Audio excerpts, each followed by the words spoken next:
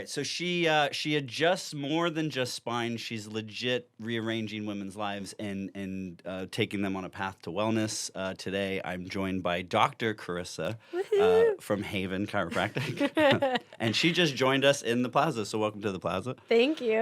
Very, very cool. We're going to talk about babies. We're going to talk about some myths about chiropractic services and wellness and stuff, and try to debunk some of that. She's the kind of doctor that moms whisper about, I imagine, at baby showers in a good way. Yeah. Which is cool. And I'm excited that you're here. Thanks for coming. I'm excited. Thanks for having me. Yeah, was traffic bad walking over? Or? There was a bird. I did have to dodge a bird, okay? Yeah. Have you seen the gator out back yet? No, but there's a family of ducks, and it's so cute. Like, I had a pregnant mom on my table, and it was her new patient exam, and I was like, oh my gosh. And right outside my door was like, mommy duck, daddy duck, tons of ducklings. And I'm like, I can't make this up. Yeah, it's pretty cool. Yeah.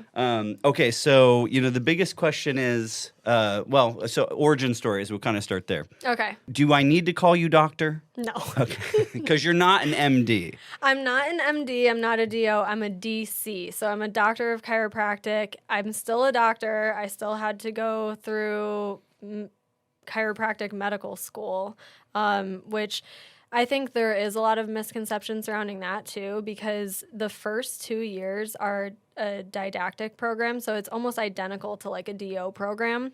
So I'm going to pause you when you use wonderfully big, smart words, because I don't know what they mean. I imagine people listening. So DO means? Osteopathic doctor. Okay. So typically when you have like a primary care physician or even OBGYNs can be DOs. So when you see a medical doctor, they could be an MD or they could be a DO. It just depends on which program they went through. Got it. So you are a legitimate doctor. Yes. You're not like you're not like Dr. Pepper. No. You're an actual doctor. Yeah, okay. it's not like a PhD. Like, I just talked about it for 4 years. Like, there's very much a hands-on portion to the program, but we also have to take a hands-on practical board exam. So we take, I think in total it's like 7 board exams to be a chiropractor. Jeez. Yeah. Okay. So, I won't say the name of the place, but when you see on the corners of the subway of chiropractic cares that have been popping up in plazas, if you know what I'm saying. I do. So I don't feel like those people are doctors, or are they? They are. They have to have a chiropractic license. So in the state of Florida, you have to go through all 7 parts essentially to have your license. So they are licensed. They did take their board exams, but when you work for a franchise, there's a little piece of you that you kind of have to sell out, because I always tell people being a chiropractor is like 20% being a chiropractor, 80% being an entrepreneur. And those people, it kind of like removes the entrepreneur part for them, because they don't have to do their own marketing. They don't have to do anything like that, but they do have to sell packages to it's a volume game at that point. Yeah. Mm-hmm. Got it. Which is why they're always doing like walk-in specials and things like that. Got it. Yeah. So why chiropractic, Dr. Karissa? Oh gosh. Why not like a nurse or an orthodontist? Yeah. So my journey to becoming a chiropractor, I don't think was anything like straight and narrow. There was a lot of winding to it. Sure. I always knew that I wanted to work in women's health. So I got my undergrad degree in biology from Florida Gulf Coast University. Wings up. I love it there. But I thought I wanted to be a physician's assistant. And unfortunately, when I was in undergrad, I had like 3 jobs and none of them were working at a hospital. So I took kind of like a year off before figuring out if I want to go work at a hospital, get my hours in so that I can start applying to PA school, or if I want to go to med school, what I want to do. So I actually worked as an insurance agent for like almost 2 years. Car insurance, medical insurance? Car insurance. Car insurance. Like okay. car insurance, home, all the things. But I hated working at a desk. It was terrible. I was good at my job. I was making good money, but I was like, this is not my calling. This is not for me. No. Yeah, well, good. At least you recognized that early on. Yeah. There's people that are like, my age in their 40s going, I think that's what a midlife crisis is you did some shit or, you went down a road or a path. You like pigeonholed yourself into it. For sure, for years. And then you have this, existential crisis in your 40s or whatever where you end up at a Coldplay concert or whatever. Exactly. I know. And then your life blows up. Right, exactly. And then your life completely blows up. Yeah. So I just blew my life up at 24 instead. And you said, I'm going to chiropractic school. No. So I quit my job. I moved in with my parents. I started working as a CNA, a certified nursing assistant, in a hospital.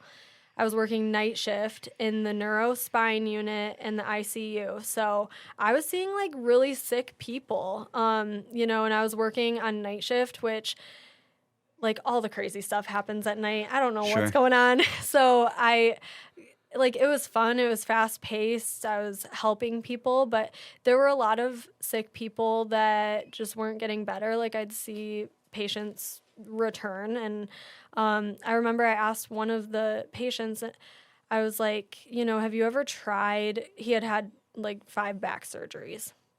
And I said, have you ever tried anything preventative like PT or chiropractic care, anything like that? And he's like, no. And I just thought, well, that's kind of strange, If you're to the point where you're having 5 surgeries, and he even told me, like, I don't feel any better. I thought, why wouldn't you try literally anything else? Well, I'm surprised even after surgery 1, they didn't recommend PT. Yeah. But and that's a whole thing. We can get into whole Western medicine. And, So at the same time, I was shadowing a DO, an osteopathic doctor. He was an orthopedic surgeon. To get my shadowing hours for PA school, because I had already applied to PA school. I applied to like 13 schools, spent a lot of money applying to these schools. Yeah. And I was shadowing him, and there was a woman. She was very heavy set, very overweight, and she was not old, and she was coming to him for a bilateral knee replacement. And he didn't recommend her losing any weight, changing any type of lifestyle behaviors at all, and he scheduled her for surgery. And I thought, something is backwards here. Sure. Like, all of this doesn't sit well with me. So then I remember I was having an existential crisis. Sure, at 24. As you do. Yeah. And I told my mom, I'm like, I just don't know what I want to do. What if I don't get accepted to any of these schools and blah, blah, blah. And I was having a meltdown, lock myself in my room, doom scrolling. And this influencer that I followed for years, she was a dietitian, posted about her brother-in-law, like, being a chiropractor. And I was like, what does it look like to become a chiropractor? Because nobody knows. Yeah. And because you're not. Well, I'll get there. Go ahead. Yeah.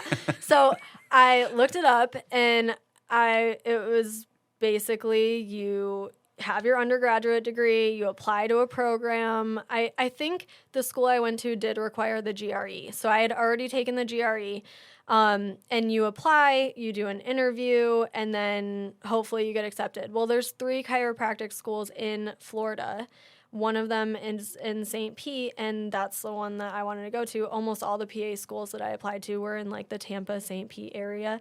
I applied at the same time as PA school, got an interview, got accepted, and then I got an acceptance for PA school. So it was kind of like, okay, now I really have to make a decision. You have to make a decision. Yeah, but good for you. I mean, yeah. It's worse. The fact that you got 2 options. Yeah. Some people apply and get no options. I know. Like, and I did feel like I was approaching that station. Sure. I had to make a decision, and I remember I was friends with a bunch of nursing school students. Like, that was my core friend group, and they were all like, why would you not want to be a PA?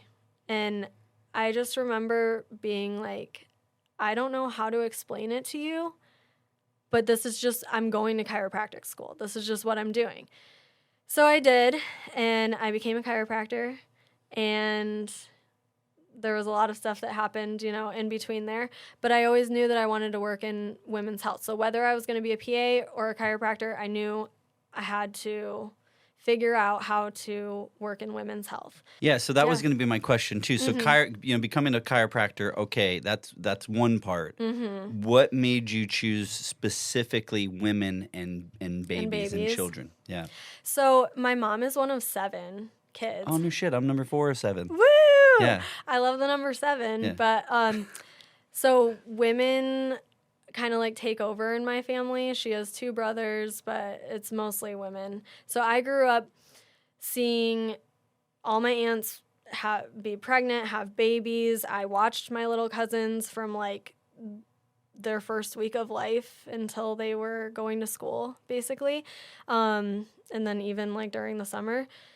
And I just remember like the way that my mom talked about pregnancy, the way that my aunts talked about pregnancy and postpartum, I was like, this can't be just the way that it is. I mean, we're talking about like all the not sexy stuff. Sure, like, all the negative parts, not the miracle of childbirth, and no one ever talks about that.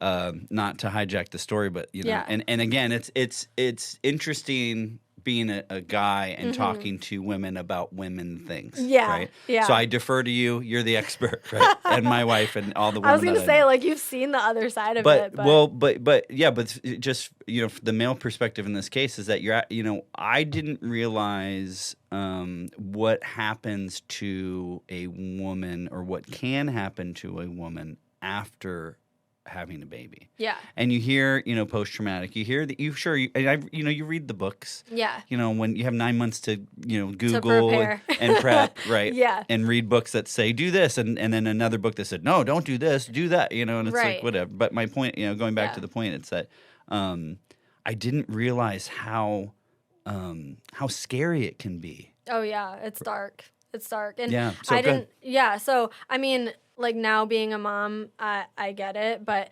when I was growing up, I was like, well, if this is a universal women's experience, why do women even have children? It can be really scary. So I was kind of destined to change the narrative because I know, at least for like my mom and her sisters, they didn't really do like a whole lot of prep work. They didn't exercise prenatally. They didn't eat super healthy, all these things.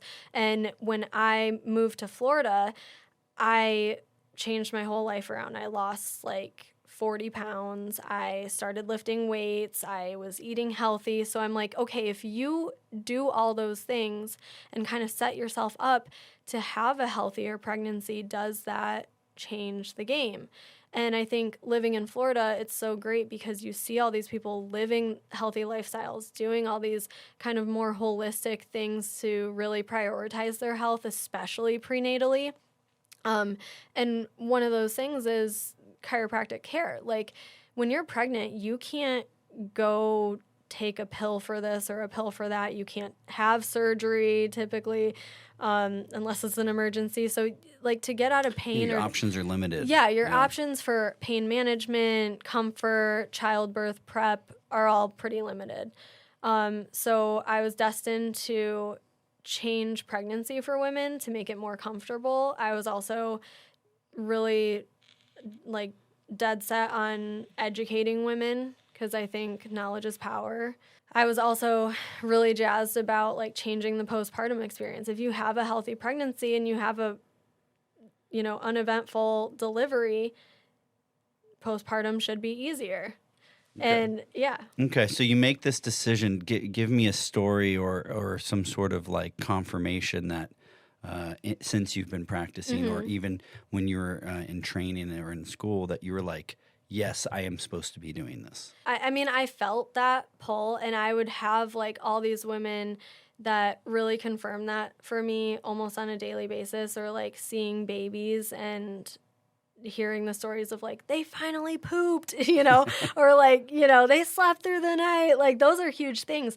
But I think like the really big moment for me was, I mean, I had a heck of a time when I was becoming a mom. I had a really difficult pregnancy. I had a really difficult birth. I had a really difficult postpartum. And I went back to work like 3 weeks after I got a wound vacuum off, which don't Google that because I don't know what that is. And okay, we'll just we can talk about it, but it's like so yeah. Google it, I guess. But I kind of want to go. Does it make me a freak? I kind of want to Google. What is it? You can. So I'm going to Google right now. So keep telling you a story about Google. A wound vacuum is a continuous pressure system. So basically you have an open wound, they put like a sponge material into it, and then they hook up a vacuum to keep constant suction on the area to help it heal, prevent infection, and then ultimately close. And this happened because, can I ask? Yeah. Is it weird that I'm asking? No. Okay. I mean, we're adults, right? We're grown-ups, yeah, right? Okay. And I'm an open book too. You're a doctor. I like doctors. I'm a doctor. My wife's a nurse. Everything's fine. Yeah. Well, I mean, I talk about it too because when I was going through it, I was so isolated. I thought no one in the history of ever has ever had to go through this. And if they did, they never talk about it because I never even knew that this could happen to people. Right. I'm hearing about it for the first time. Yeah. My water broke at 29 weeks.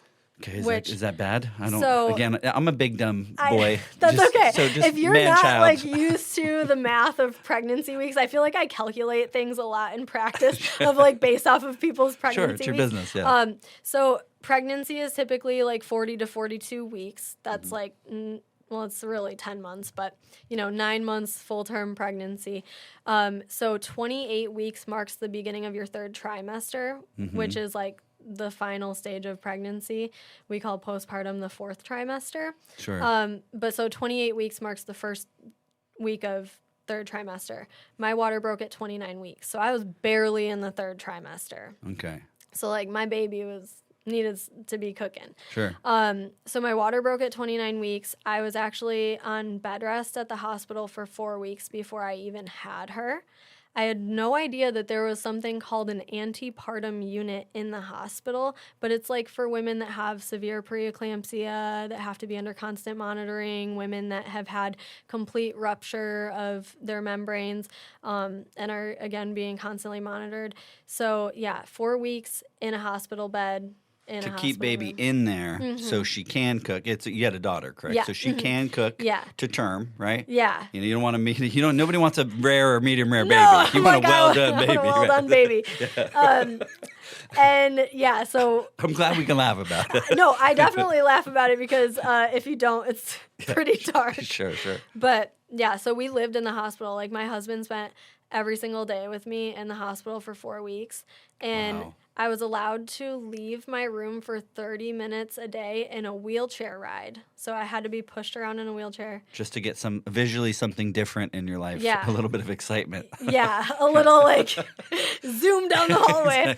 Jeez. Oh my God. So it's crazy because it happens to more people than you think. But I was in the hospital for 4 weeks, and then I was scheduled to be induced because they determined that after 34 weeks, like there's no greater benefit of keeping her in as opposed to like the risk of infection. Sure. So I was scheduled to be induced. Labor actually ended up starting spontaneously like the week before, so the day after Thanksgiving. So pause for just real quick. Yeah. Let's go back to the vacuum thing. Yes. So during this whole time, there's a vacuum No, thing? so Okay, that this is didn't happen different. until postpartum. Okay, sorry. No, yeah. Proceed. I know. Sorry. It's a whole timeline thing. So I went into labor. It ended in an emergency C-section. It was pretty traumatic. Harper was like very severely bruised. They took her away. I didn't even get to see her. Oh, dude. And that wasn't, again, like all of this, yes, it's terrible, but it happens to so many women. And I couldn't believe that it was happening to me because, again, I was so dead set on, like, I'm going to change the narrative for other women, but for myself, too. Yeah, I'm eating right. I'm working out. Yeah, I did all the right things. I was getting chiropractic care. I was baffled. Like, how could this happen? Well, so I had an emergency C-section.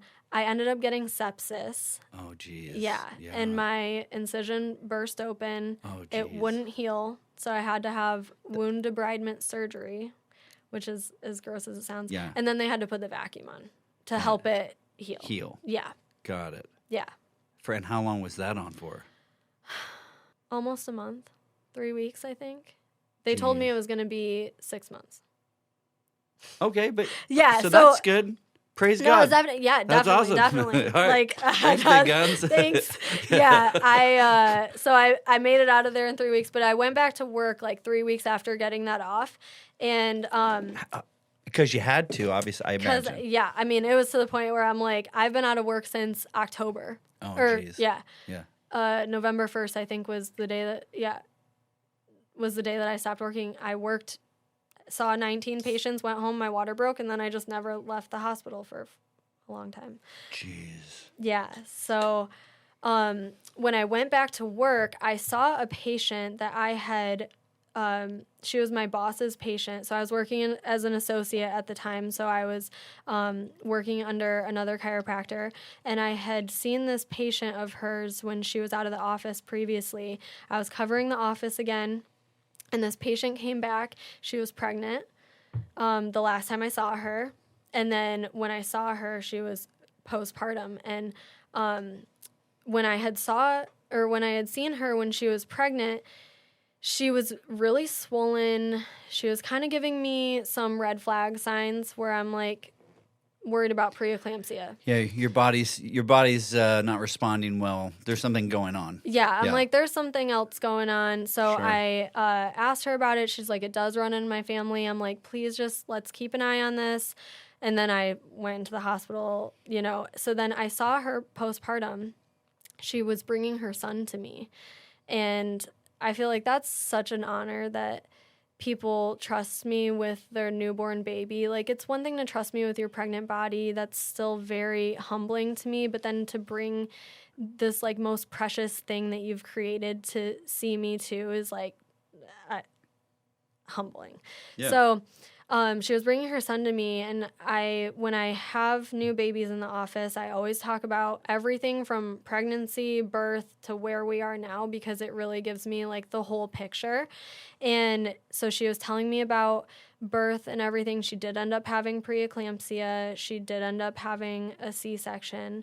And so again, just for the bozo guys out there listening and me, what exactly is preeclampsia? What is this? Preeclampsia is where your blood pressure goes really high when you're pregnant. It can become emergent, especially if you have protein in your urine, and there are some other things that are correlated with it. But essentially, it becomes a risk for the mother's life, as well as, like, the baby's.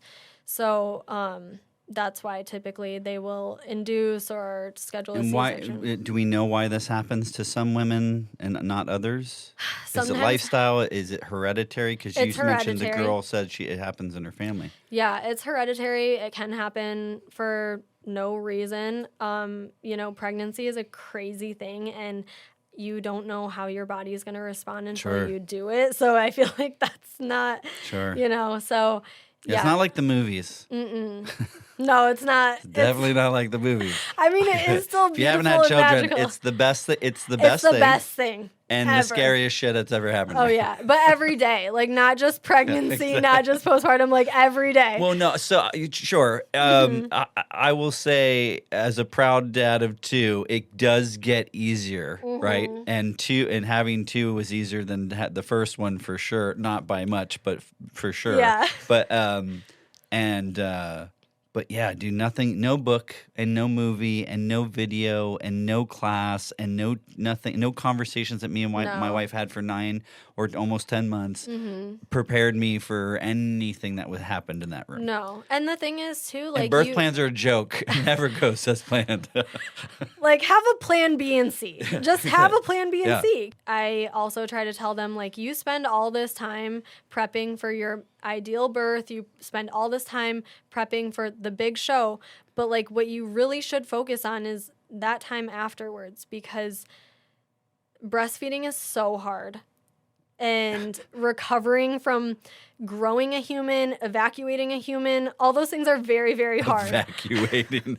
What a beautiful... It's more the way beautiful, you say but it, it's true. So magical. Birthing a human. But, yeah, so... So it's tough. So she was bringing her son to me, and she was telling me the story. And when I went back to work, I had to create content, which is, like, the hardest thing of being a chiropractor, because I'm like, I know how to do my job. Sure. Now I'm having to market myself. The thing. Yeah, it's tough. You're killing it though right now. Thank you. Super proud of you. Yeah, proud of you. I see you. I see you out there. I Yeah, we stay see you out grinding. there. We're paying attention. You're doing a good job. So when I first went back, I made this post that was like, C-sections are still birth. And she told me, when she's telling me about her C-section, she's like, I just remember laying on the table and all I could hear was you saying, C-sections are still birth. Surgical birth is still birth. Like, you did not fail. And Oh, I see. So it was like because it's like a rite of passage maybe, or it's like it's a pride that you did this naturally, and that your body did what it was supposed to do. And there's a mental, emotional, physical thing that's happening that makes women so wonderfully complicated that we don't, as guys, don't even understand or have, right? So wow, that's really, wow. Yeah. That's pretty powerful shit, dude. Oh, I know. I was bawling. I mean, there's out. just nothing that can prepare you for, like, the most vulnerable time in her life. And she was thinking about something that I said. I mean, that's crazy. Yeah, it's impactful. Yeah. Yeah, what you do matters. Wow. Okay, so let's talk prep. I keep hearing this thing like prep, and you even said yourself, like, you were eating right, and you yourself, I think you said you were seeing a chiropractor at the time. Okay. Yeah. So I'm just gonna jump right out and say it without insulting you, and I know I've said it to you already, so I don't mind saying it in front of everybody in the world. But so there's a stigma that chiropractic's kind of BS. Yeah. That it's a bunch of mumbo jumbo, right? Number one, and then number two, you have a unique hill to climb beyond that skeptical hill, which is pregnant women, babies, right? The most vulnerable, I would say, in the society, right? Definitely. Is women and babies. Yeah. So so walk me through that. Like how does how do you beat help the somebody? first hurdle and then the Right. second? Well, yeah, sure, but also, like, speak on yourself a little bit and preach on yourself a little bit about, like, why is it important? What are you doing? How is it beneficial to mom? How is it beneficial to baby? Like, walk me through it. So I know I kind of threw the world at you a little bit there in a question. No, that's okay. But yeah, just tell me why, how, when. Yeah. Take me through it. I mean, it is true. Like, women and babies are the most vulnerable population, but they're also, like, as far as, like, allopathic medical interventions, there's not a whole lot that they have the option for. Sure.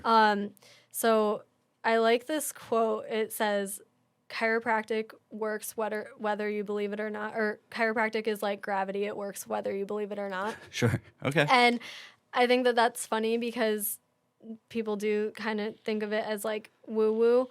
But basically with women and babies, everything is super gentle. I mean, it doesn't look like how it looks on TikTok where they take the... You're not clipping a mic to her shirt and going, no! Just like... No, and... suplex. I know. And I mean, I am small, so like sometimes I do have to put a little bit of oomph in it. Yeah. But no, chiropractic is awesome because we're working on your nervous system. And I think that that's maybe a huge misconception is that we're like moving bones or we're... Yeah, work my bones. Yeah. Like And I mean, we're not moving people's bones. Sure. Your bones are not out of place. Sure. But what we are doing is working on restricted segments. So those are the segments that aren't moving to help them move. And there's a process called imbibition. So manual hands-on adjustments, when you hear that like popping or cracking sound, is nitrous gas escaping the joint, healthy fluid getting invited in. You want that healthy fluid getting back into your joints because you have all these neuroreceptors, which is how your brain and your body communicate with one another. And if those neuroreceptors get bathed in that healthy fluid, they have the nutrients and blood supply that they need. And the oxygen and everything it needs to function. Communicate properly. Sure. So what we're trying to do is take the pattern that you're in that's developed pain or discomfort or all of these things. Inflammation, whatever it is, right? And change it to a pattern that's going to serve you better, where your brain and body are communicating properly, you can function better, you have better sleep, better digestion, all of these things. So how does it help moms and babies in the womb? With prenatal care, you should be seeing a Webster certified chiropractor. So Webster technique, it used to be like a coined term for breech babies specifically. We're not turning breech babies. Yeah, make that very clear. I'm making that very clear. I'll put a little disclaimer. I know. Just a big flash at not doing this. Yeah, the process of flipping breech babies is actually an obstetric process, and it's called an external cephalic version, which is where they actually physically turn the baby. I'm not doing that. I got to Google so many words you're throwing I know, at me, there's dude. so You're so many smart. words. No, let's keep going. No, I tried, and like, again, it's just, it's you're a doing lot. great. Keep going. But so what we're doing is Webster technique. We're working on the joints, muscles, and ligaments that support and surround the pelvis, therefore support and surround the uterus. And we're kind of like looking at these things, trying to get the pelvis nice and balanced, because based on your everyday routine, how you sit in a chair for your 8 gait hours. when you walk. All of these the things. arches in your feet. Mm-hmm. How heavy you are. Yes. All of these things play a factor, whether you're, it's your first pregnancy or your third pregnancy and you're chasing toddlers around. Like, your body adapts to all of these things. So we're trying to create balance. That's going to help mom be more comfortable. We obviously want to help her get out of pain, but pain is typically the last thing to come online, first thing to go away. So I don't let pain dictate a lot of my care, but with Webster technique, we're working on these things, creating balance, which is also going to allow for more room in the abdomen. So if baby is maybe not in an ideal position, we're encouraging them to get in that ideal position, which is head down. To naturally get there. Mm-hmm. Yeah. Got it. Yeah, so I'm not working on baby in the womb. Sure. Yeah, but if what I am doing influences baby in the womb, positively, that's the deal. Yeah, right. It's like, a positive thing. Yeah.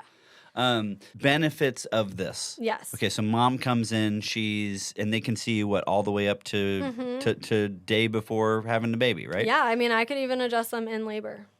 Interesting. Have you ever done that? I have not, but we do learn it. So okay, it's a technique or a skill set that you have. Yeah.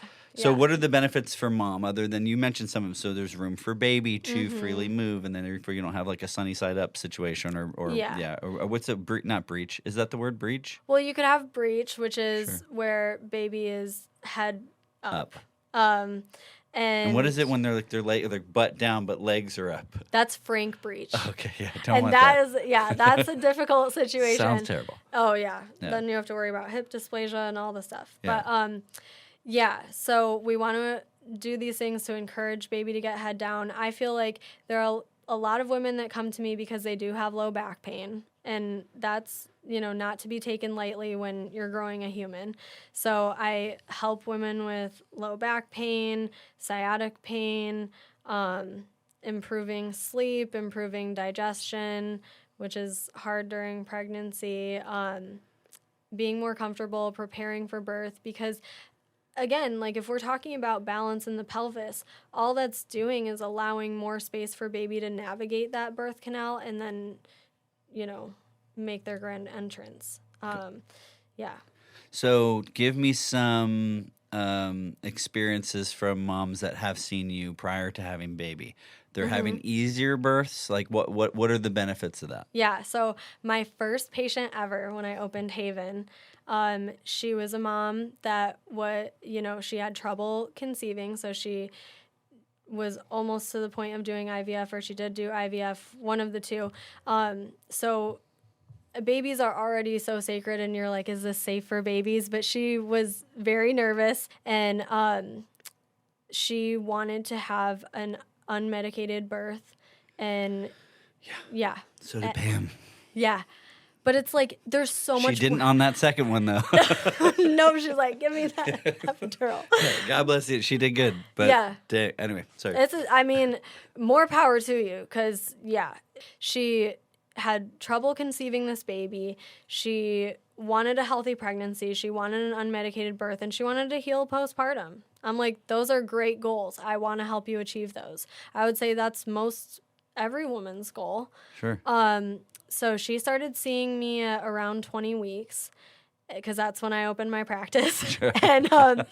And she was great. She came to me at the frequency that we talked about and that I kind of determined. And she was a good patient. She was very compliant, yes, and we love that. Yeah. But she was a total rock star, was totally on top of it. I do think a huge game changer for women postpartum is seeing a pelvic floor PT, especially first-time moms, because as a first-time mom, especially if you were an athlete growing up or, you're very active, typically your pelvic floor is very tight. I don't do any internal work, so I can't help with that.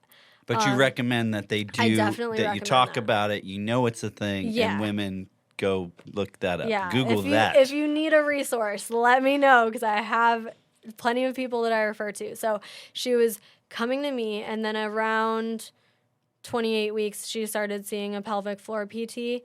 She didn't find out the gender of her baby until birth, so I was on pins and needles. I saw her when she was 39 weeks, and she's like, well, I won't see you next week because I'm having a baby. And I thought, maybe. Sure. So I texted her the next week and I said, hey, I'm thinking about you. Yeah. And she sent me a picture of her beautiful baby girl. And she said, I did it totally unmedicated. And it went well. And it went well. Nice. Yeah, That's she awesome. rocked it. Yeah. She's a total badass. So, yeah. yeah. Well, and you had a part. I like to think you have a part of it. It sounds like you were part of that. Yeah. Maybe it's a 5%. I don't know what the percentage is, but I don't know. Yeah. They do have a statistic that says that chiropractic care prenatally helps reduce labor times by 25%, which I think that's huge. Like, why are more people not talking about that? 25%? Yeah, that's wild. That's a lot of time. Yeah. You're right. Why? Well, let's answer the question. Why aren't people talking about that? What do you think? Are you allowed to say? I don't know. I mean, I don't want to hate on anyone else's practice or, their whatever, but I think that there's so much fear of the unknown. So many people don't see a chiropractor prenatally, so they just don't know what that looks like. And I feel like, especially in the allopathic world, it's not as if doctors are teaming up with chiropractors. I mean, the doctor that I was going to for my prenatal care did refer to chiropractors. That was a huge thing for me. Sure. But yeah, I just think that there's like a fear of, oh, you're going to steal my patients. But I can't do what you do, and you can't do what I do. So yeah, why are we? Right. Yeah. Yeah. That seems. I feel like that's kind of the case in the medical, or actually, in pick any industry. Right. I think that there's a little bit of ego there. Number one, and there's also a little bit of like, gatekeeping. Definitely. Gatekeeping of information, gatekeeping of maybe skill set, and maybe that comes from like fear of losing. You said patience, or maybe being replaced, or whatever, right? And I totally think working in digital marketing specifically, I see the people that are crushing are the people that give away free information. Right. Yeah. And here it is, just like let it flow through them freely. Because to your point, I'm giving you, like, even in this conversation, you're dropping nuggets of gold. Doesn't mean that somebody's going to go pre-chiropractic themselves before. They still need to see the specialist, right? Right. Like, but the information's free. Yeah. And I think that as a society, we'd do better if we would just kind of like let whatever whatever your light is, let that shine to people and share it. Definitely. Don't hoard it. No. And I think that that's like a huge piece that I bring to my practice that maybe other practices don't, is that I'm very transparent about those things, because I want women to have all the information at their disposal, and then they can make the decision, you know? So whether they want to go see an OBGYN or they want to go to a midwifery practice or something like that, that's their decision. Again, I don't do what they do, so they still need those people on their team. I'm just another part of their team. Sure. Yeah. Another piece of their successful wellness journey. Yes. Right? Yes, yeah, right on. journey. What's something in postpartum recovery that nobody warns women about? We kind of touched on this a little bit, but like, what do you wish you knew? And then as a prenatal chiropractor, excuse me. Yeah. What do you wish like people or moms knew or should know? I would say if I can like not gatekeep any information. I actually met with my friend Lindsay. She's a lactation consultant, had coffee with her yesterday. And I was like, if there were 2 things that I could do differently prenatally, I would see a pelvic floor PT in addition to chiropractic care. And I would see a lactation consultant, because the biggest thing postpartum is that, 1, you cannot prepare yourself to breastfeed. There's no like practicing that shit. There's no like, you don't know.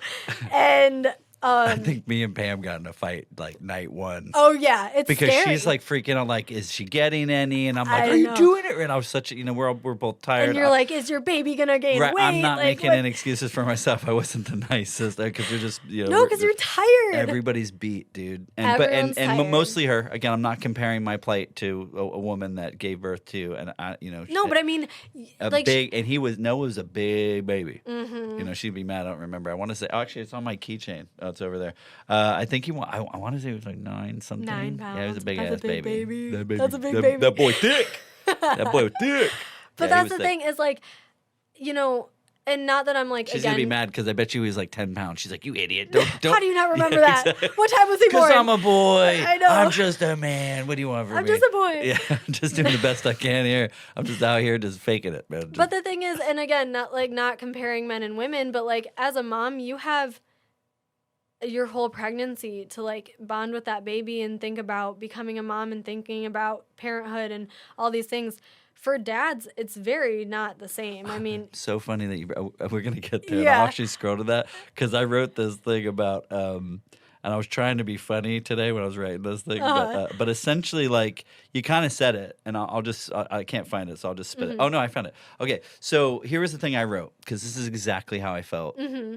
Karissa was like, after, it's going to sound so like cavemanish, but I'm just going to say it. I'm ready. After conception, I've fulfilled my purpose just as a living being, right? I could die the next day. And in nature, a lot of males do. Or the Yeah. black widow eats the praying mantis eats the dude, or the Right. octopus. Or like with There's all bees, the queen lives on. Right. Yeah. And it's like I have fulfilled my biological Duty. destiny. Yeah. Right? I am useless. I am worth nothing Right. now. Because all the magic and wonder and miracle happens over with the woman, with my wife. That all happens with you girls.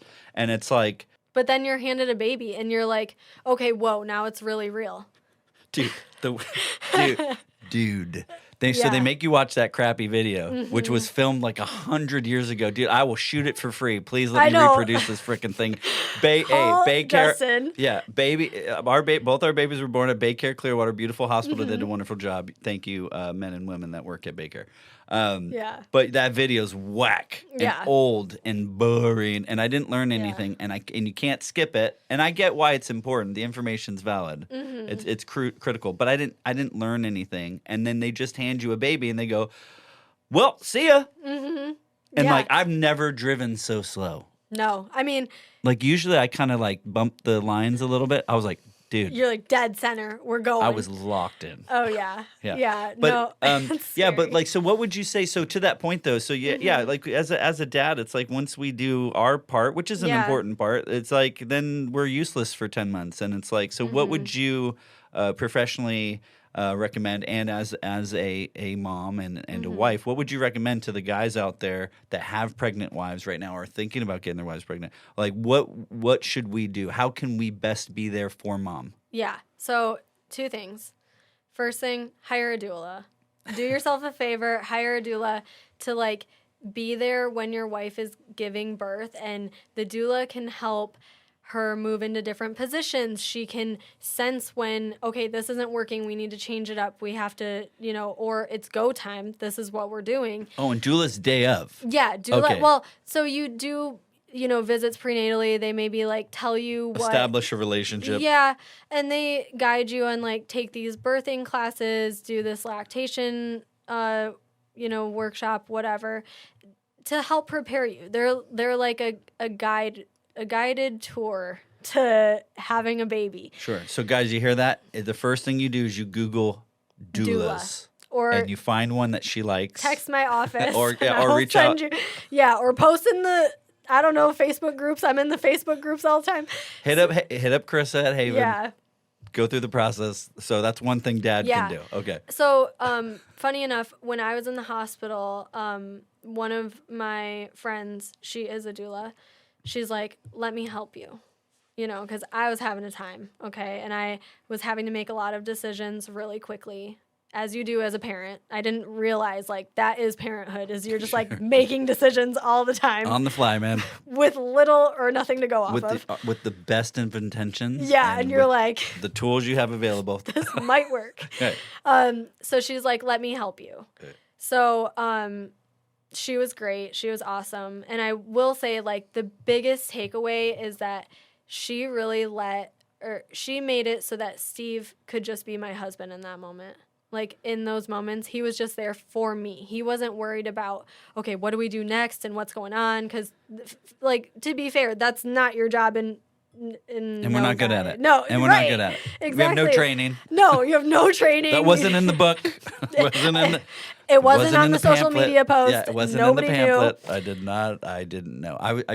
The thing I did, I remember most is I was not running, but I was with haste, with incredible haste, going to the bathroom with a rag, cold water, swinging it in the air to get it cold, neck, face, wherever she needed it or didn't need it. Fan, and ice chips. And then I was just back and forth and back, just kind of, because again, useless, just incredibly useless. Yeah. So if you have a doula, you don't have to do that. But so Steve and I were, listening to music and like talking and.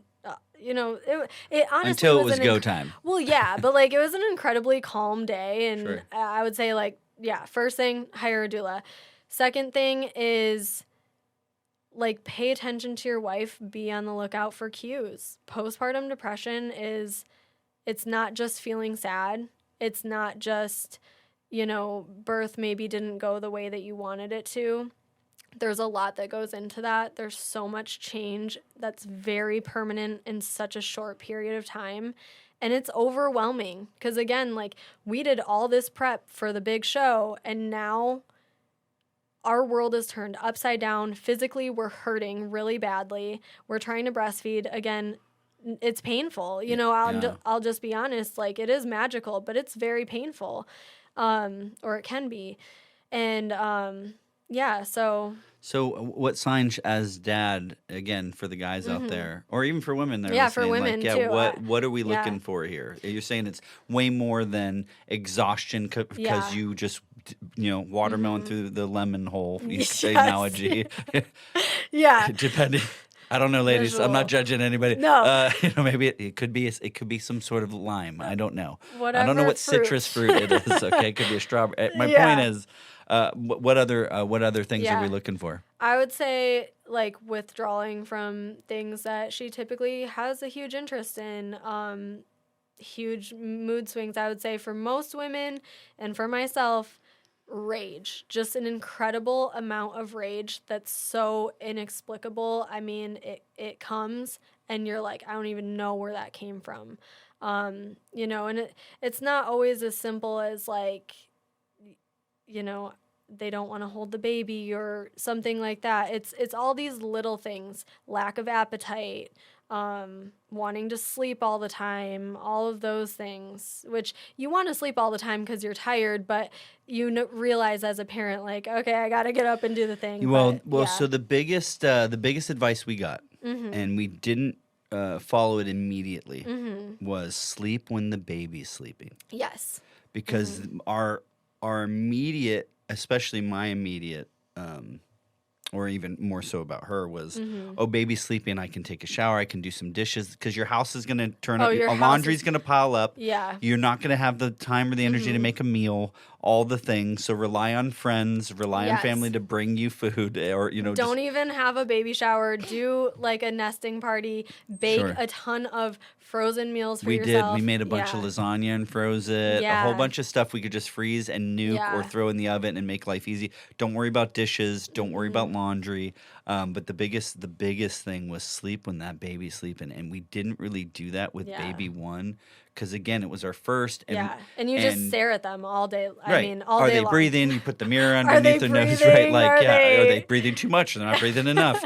You know. Did they poop? Yeah, exactly. You know? You're right, dude. Yeah. It's the most amazingly terrifying freaking thing I've ever done. I'm happy that I'm a dad. Yeah. Obviously, wouldn't no regrets there. No but, regrets. Not even a single not letter. a single letter. No, but terrifying for me. I imagine it's 30x for you. Yeah, and I was Right? actually talking with a mom about this today because she had a wild birth. You know, she.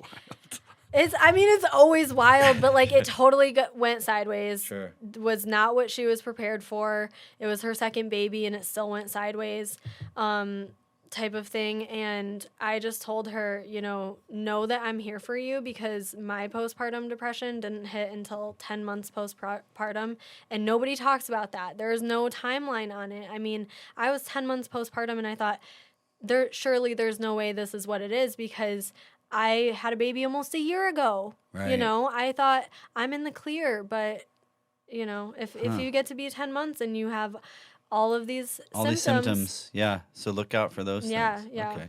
Well, thank you for that. Good advice. I'm going to shift it back to chiropractic. Yeah, let's do and it. again, I appreciate everything you're saying. No, I just kind of want to, the vibe of here, keeping it going. What's a chiropractic myth that or stereotype or whatever that just drives you nuts? And it could be more than one, but one or two things that just make you absolutely crazy.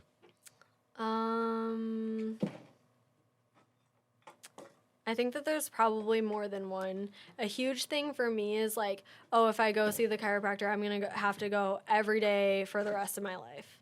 Sure. And that's just simply not true. If you are going to a chiropractor that tells you that, please don't go see them anymore, because so let's back it up. It's a business. It is a business, and I understand that. Right, and we do want repeat customers, right? Or so I get the business aspect from it. Yeah. And I get the sell. And some people are better at that sale than others. Some people are natural born salespeople. Mm-hmm. And some people, it feels like, hey, dude, you're like, you're pushing me. Yeah, you're pushing me here, and it feels a little bit. It's like a little bit more car salesy than it is like suggested. Yeah. Right. So that's a lesson. I just think because that's a marketing thing too. Is that you don't want to push too hard because then it's like, ew, get off me. Yeah. And the equivalent there would be like, if you've ever been anywhere talking to a guy or a girl, in this case, historically men approach women. It's that you can't just be like, hey, girls are gonna run, dude. Yeah. So like you gotta don't scare them away. Work on the sales pitch. You know what I'm saying? Build the rapport. Yeah, exactly. Yeah. Build the value. Yeah, show value. So okay, so your biggest one of them is that you don't like that. It feels like it. It feels like a sales pitch. And you have to come every single time. There's fear mongering. There's a lot of fear mongering around it. And I have people that come to my office all the time and they're like, my old chiropractor took x-rays and my bone is way out of place. And unless you have an actual condition like scoliosis or something like that, that could maybe be the case.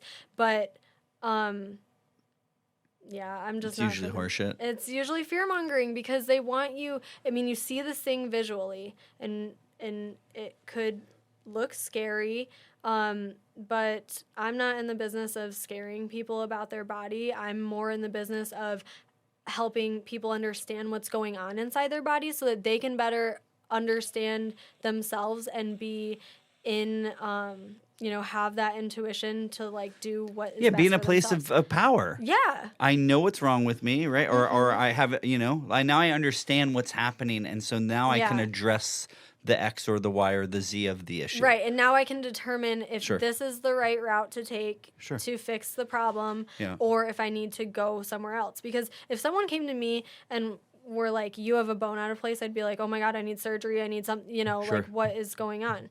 So especially when it comes to pregnant women with Webster technique, we talk about the specific muscles we're working on, the specific ligaments, the specific joints. And it's really helpful for women because, one, if I ask a woman if they know where their round ligament is, most people can't tell me.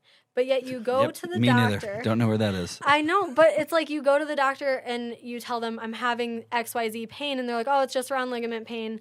You know, it's common, it's normal, you're okay. And that was the case in my pregnancy, and it was not round ligament pain. It was not. It was that my baby was coming early. You know. Oh, interesting. So, yeah. So how often? So without. And again, if I'm asking questions that are going to get you in trouble, say pass. Yeah. Okay. So, because I don't know. Because, again, big dumb animal. Yeah. So how do you, oh, no, it escapes me because I'm a big dumb animal. So when somebody says something like that to you, hey, don't worry about it, right? It's just this. And it's coming from your doctor, right? Like, what options we don't want to. How do you overcome that? Right. Well, we don't want to not trust our physicians, right? I want trust you to your trust OBG, your doctor. right? Yeah, trust your doctor. Always listen to your doctor. Sure. I want you to trust your gut feeling. Listen to your body. Yeah. Well, listen to that little voice inside your head, and if you ask your doctor about something and they're like, no, it's not that, but you still have this thing that's nagging you of like, I don't know, I don't feel satisfied with that answer. I would ask anyone to follow that feeling. Sure. You know, so I give a lot of my patients, I tell them to go to evidencebasedbirth.com, click on the blog tab. There's a search bar. It will bring up peer-reviewed articles. It will bring up podcast episodes so that at least you can listen to it and say, okay, this sounds like what... Be informed. Yeah, be informed. Be informed. And then go back to your doctor and present them with what you found. Yeah, but I feel like... does this sound right? Sure, but I feel like doctors are shit on people. And now, and to be fair, because there's a lot of like WebMD... experts, hey, listen, I stayed Dr. up all Google. night. I've stayed up all night Googling this. Well, and here's the other thing, too, is all roads on WebMD lead to we all have AIDS. Or we all have cancer. Yeah, we have cancer, we're all going to die. Right. Yeah. So that's not a good regimen. Don't trust that either. But I could imagine as a professional, it would be super. Actually, and it happens in marketing. And I'm not trying to compare the two because they're but it happens in every all the time profession. where people are telling me all the time that like, yo, well, I did this and this is what this should be, and it's like, listen, dude, the data doesn't say that. I know you want to believe that, and I'd like to believe that too. Yeah, but the data says this. And so despite my feelings and your opinions on the matter, right, we should listen to the data. And so similarly, I imagine. And you just kind of referenced that. You said, look, go to this site. There's data. Yeah. Read the data. Read the data and then go back to your doctor. Right. But do doctors get shitty about that? Like where they're being questioned? I mean, I feel like, one, if your doctor is that way or kind of pushes back, maybe they're not the right fit for you. And that doesn't mean don't ever go see a medical doctor. It means find a different medical doctor. Sure. And as a woman, you have that choice. As a person, you have that choice. Go find the right provider for you. And I feel like that happens a lot with first-time moms and new babies. So when women bring their babies to me for the first time and they're like, I don't know, she's crying all the time and this and that. And I took her to the doctor and they told me she was fine, but I just can't get over this feeling that something else is wrong. And I think something powerful that I heard from actually a medical doctor was they're taught to think when they hear hoofbeats, they're told to think horses, not zebras. So they're there to tell you, like, okay, is this common? Is this normal? Is it going to be okay? And if, it fits the pattern, they can, with confidence, say that, but they're not taught to, like, look for the zebra or think about the zebra. Think about a zebra. But sometimes you could be the zebra.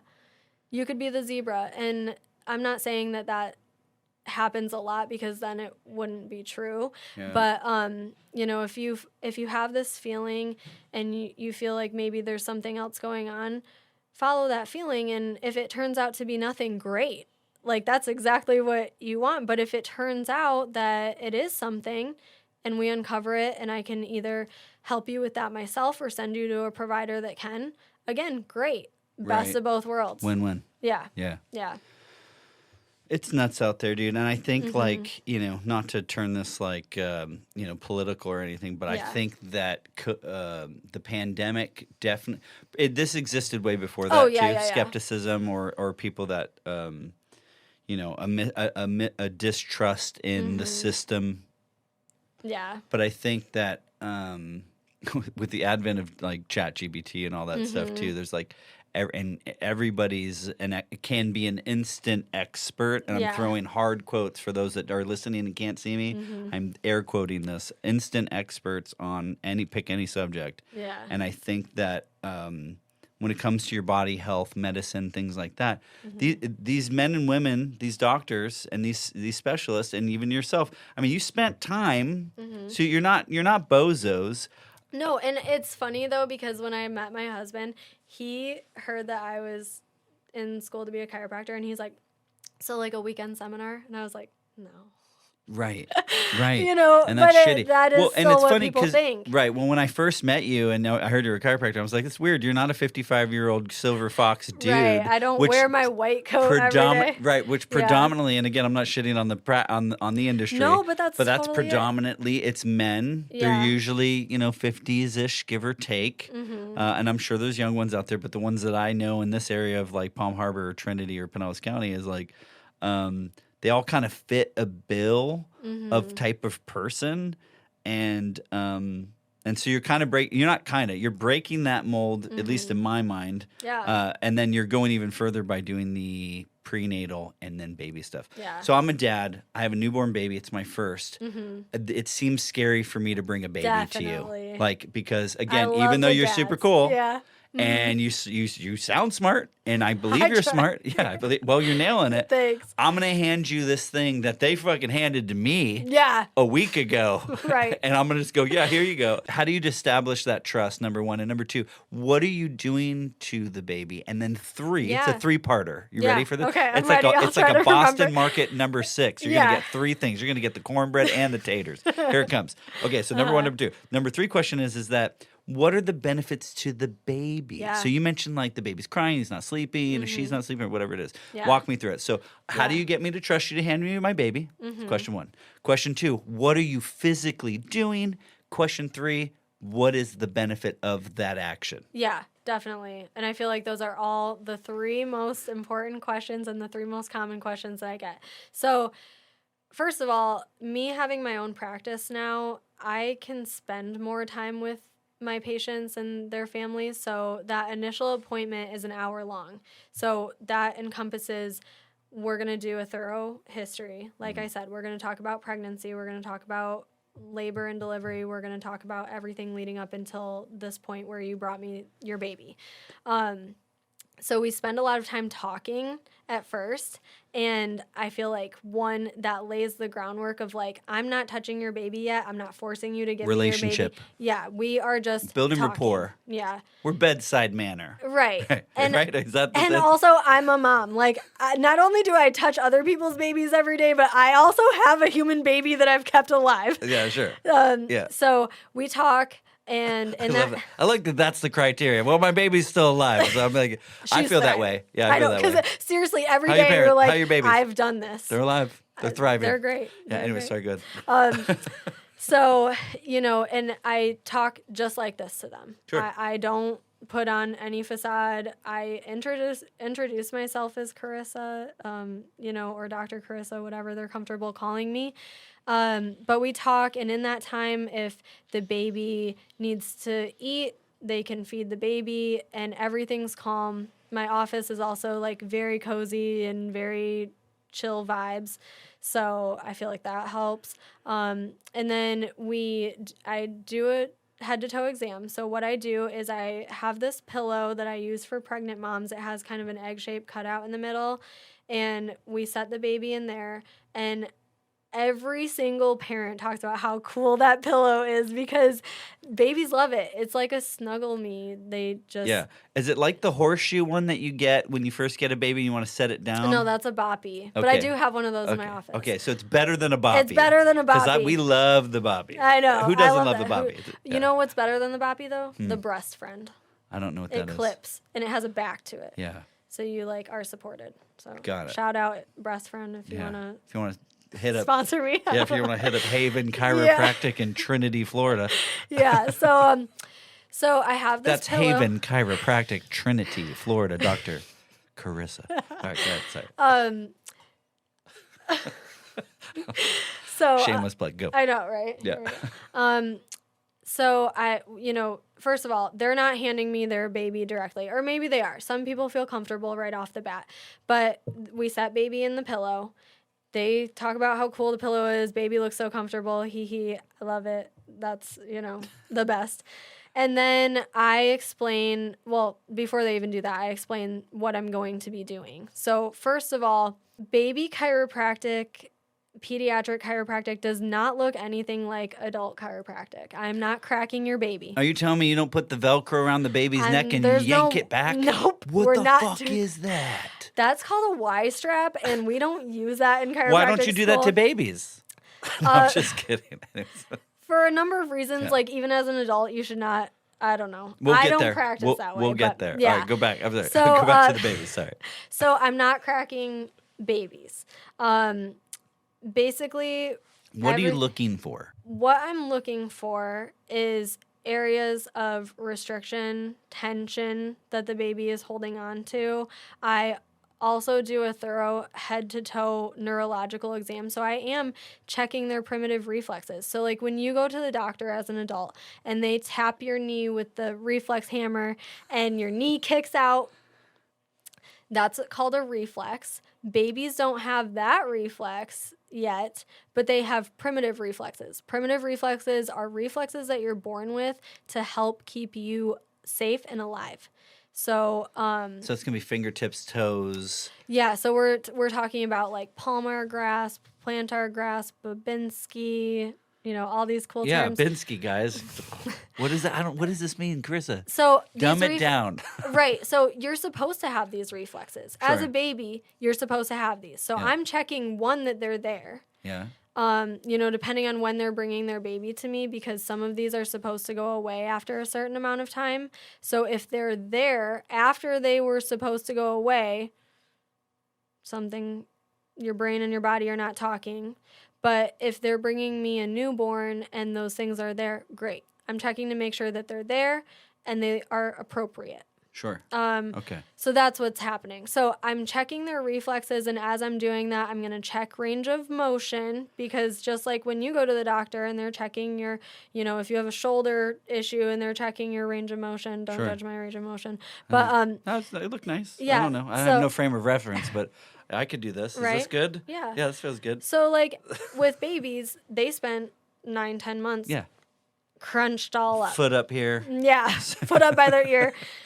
Hands in the mouth, whatever. And then they got squeezed through a canal, which could do a shoulder, a knee. You mentioned hip dysplasia if they're, what did you say? If you're their frank breech. Frank breech. So like if you spend 9-10 months with your feet like that, your hips, jacked your up. hips. Little jacked. Yeah. So the birthing process is actually like an unwinding process. So as they're navigating that, their cranial bones are moving, everything is moving. So depending on how that happens, they could be holding tension in some areas. If they were born via C-section and they didn't have that unwinding process, they could be holding on to more tension. Also, like, they got pulled out of your mom's abdomen and yanked. Yeah. So I'm looking for tension. I'm checking their reflexes. I'm checking their range of motion. If they can't move in certain areas, that's telling me, okay, either their muscles are tight, their joints are not moving appropriately, whatever. So I do a head-to-toe exam, and then I do the adjustment. I kind of weave it in with all of that. And I will tell parents, you probably won't even know that I'm adjusting them, because it looks more like sustained contact with a finger pad. It looks like gentle vibration, some light massage, some gentle stretching. It does not, I'm not cracking your baby. Yeah, you don't put them on the table and no. Or like put them Thank in God. side lying Oh, posture. I was so worried when I invited her No. on. I was like, oh my God, I'm gonna go to YouTube jail for having Yeah. the lady that like chiropractic cracks baby. I'm babies. just kidding. No. Yeah, so Yeah. that's what it looks like. Yeah. Yeah. Okay. So, what are the benefits to the baby? Yeah. Potentially, and I understand we can't make hard claims, but like, here are some things that could happen. Yeah. They'll happen. So I always tell parents, I wouldn't be surprised if baby has a really good poop after this or a really good sleep. Hopefully both. But a lot of the things that people come or bring their baby to me for are they have a side preference. They notice that when their baby is resting or feeding or in tummy time or whatever, they only turn to the right, or they prefer to turn to the right, or when they're resting, they're always in the right position. It's like Derek Zoolander, right? Yeah, he can only turn right. So I'm not an ambi-turner. Yeah, exactly. So if they're not an ambi-turner, I Good for see you. them. Good for you, Karissa. That's good. So they come to see me for sighted preference, feeding difficulties. So oral tension, I feel like, is a really hot topic in like the holistic community and birth community right now, because we talk a lot about like oral ties, if they have a lip tie, tongue tie, if they have oral tension, things like that, where they're not feeding well, maybe they're not gaining weight, things like that. Breastfeeding is painful, they can't breastfeed, things like that. I see babies for that. I see babies for constipation, gas issues, if they seem really uncomfortable, getting totally red, bearing down, grunting all the time to get farts out. We used to do like the bicycle Yeah, legs, the bicycles. right? Or like a in, And out, out. and just right. Like we did all Yeah. that stuff too, right? Yeah. And sometimes it works. sometimes it works, yeah. But like I have parents that come to me and they're like, "We've tried everything. And none Help of this us." is working, right? Yeah, so constipation, all of those things. Yeah. Colic is a big thing. What exactly is colic? So colic is a Like a diagnosis. colicky baby. Yeah, but it's actually a diagnosis that babies get when they cry for like 3 hours straight for 3 consecutive days for 3 weeks, something like that. It's a lot of It's threes. a 3-3-3. It's a lot of threes. Yeah. Yeah. But it's a diagnosis, and a lot of people think, oh, my baby has colic and it's happening for no reason. But I would say almost always there's a reason, whether it's like gas, feeding, all of these things tied together. Yeah, you ate a bunch of spicy food and then breastfeed the baby, and now he's just gassy. Yeah. So we have to talk about everything from mom's diet to did they have antibiotics at birth, and maybe their gut flora is thrown off, and all of these different things. So those are, colic is one that I hear quite often. I know that there's probably more that I'm missing. But during your assessment of touching and observing the baby, Yeah. you're able to, and you're asking questions. Obviously, you're probing for more information. You're experienced enough to where you can kind of start painting a picture of, hey, yeah. nothing for sure, but I think these. I'm I start seeing connecting these things. the dots for them. Sure. Yeah, so like torticollis is also a big one. What is this word? Tortoise? What? Torticollis. So that's when the baby has like a head tilt preference, but it's because, so you see this like muscle right here. Yeah, the this thing chunky that one? if vampires around, Yeah. the thing they want to eat. Yeah, not today. So- Not today, vampires. No. But that One reason muscle, turtlenecks exist. Exactly. So this muscle is called your sternocleidomastoid, or your SCM. And when that muscle is really tight or spasming in babies, they tend to have kind of like a head presentation like this. But again, so they're perceiving the world for the first time, and this is how they're seeing it. So we want to correct that Early on.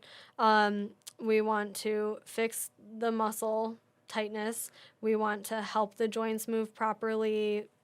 It impacts head shape. Head shape is also a thing, for babies that end up in a helmet.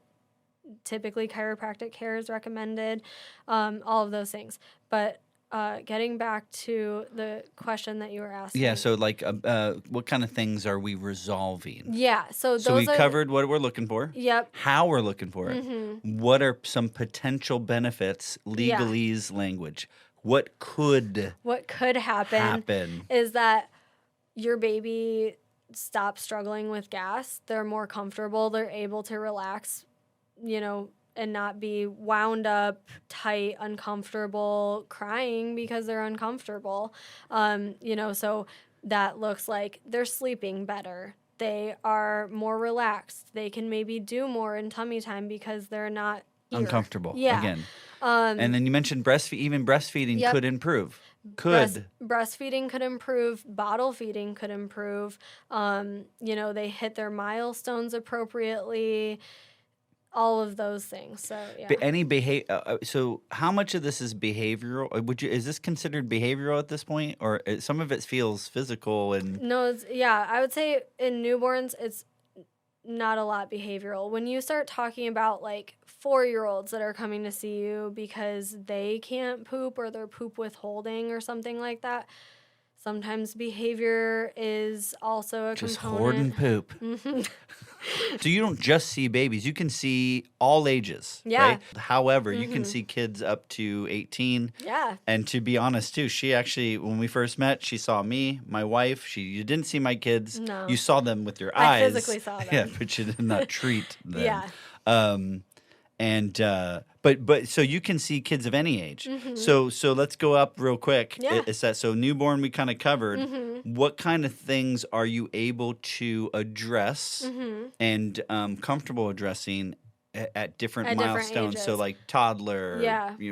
probably not preteen. Yeah. I mean, I see kids from a few days old through their teen years. And I think that there's always things that, like, every age has its own challenges. Sure.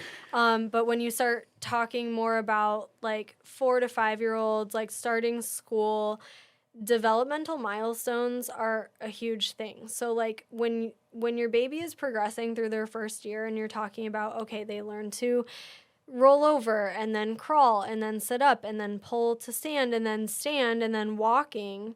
All of those things are supposed to happen by a certain timeline, and they're supposed to happen appropriately. Like if your baby is scooting on their butt, which I also see people for, if they're doing these things and it's like, that's not normal looking, that's when people come see me. Sure. But, in the first year, a lot of those things are outlined. Those are the things you read in the books. Those are the things that you see on social media. Sure. But then you get your baby, because there's, is 4 to 5, and they're about to go to school, and they're poop withholding. They're having trouble sitting still. They're having trouble paying attention. Maybe you even get reports that, like, they're not easy to have in class. They need to stand. They need to, be moving all the time. Those are things that I think chiropractic care addresses that aren't talked about, because if your child is having a hard time relaxing and they can't sit still, they can't follow direction, some of that is, their pediatrician can put labels on it and things like that for certain things. But what we're trying to see is there something else that's contributing to that? Is their nervous system kind of burdened? And so they can't do anything with new information. Like, yes, they're sitting in class and all of this new information is being thrown at them, and their brain doesn't know how to digest it. Their body doesn't know what to do with that information. So when we talk about primitive reflexes and they're supposed to go away by a certain time, sometimes they don't. And sometimes those kids are holding on to those primitive reflexes. Well, do we know why? There's a lot of schools of thought. Like, is any of it it environmental? Like, could be. Meaning mom and dad shoved an iPad in front of their face and was like, versus the, exploratory play and creative time and even a little bit of roughhousing. Roughhousing is super important with dads and children, even little girls, is like,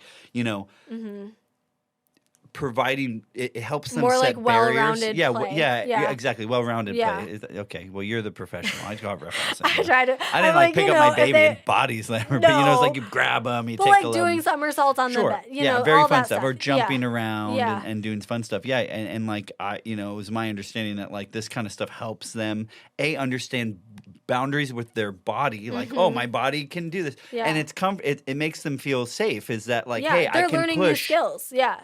this is how strong I can push. Mm-hmm. You know, things start to click, and so Yeah. I wonder, I wonder if maybe it's environmental that maybe some of these Some of kids it could aren't be. hitting these milestones. Now it could be chemical too, or It could be, biological, yeah. or is that right? Chemical? Chemical, yeah. Yeah. Like, Sure. Maybe. We could even talk about environmental toxins and, Go for it. and loads that are being applied upon their senses that are, making it so that they can't integrate this new information or, and a lot with primitive reflexes is like there's something that's telling the brain that they're not safe. And so they're holding on to these reflexes because that helps keep them safe. Because those reflexes are for survival. So it's like they're stuck in fight or flight. Yes, they're Wow. stuck in fight or flight. And it's like their body can't switch into rest and digest, or at least it's not doing that appropriately. There's always like the gas pedal versus the brake analogy. So like if you're stuck in fight or flight, you're just foot on the gas, ready to go. And rest and digest is more of the brake. But when we're talking about it, it's not one or the other. You don't want someone to have that one or the other ability. You want someone to have the ability to switch between the two seamlessly or balance that delicately. Sure. And so that's what chiropractic is really doing. And I think that when you see a prenatal or pediatric chiropractor, they might be using those analogies. And I feel like that is it's the way to do it because that's in parents' head, they can see that. They can visualize that. Sure. Yeah.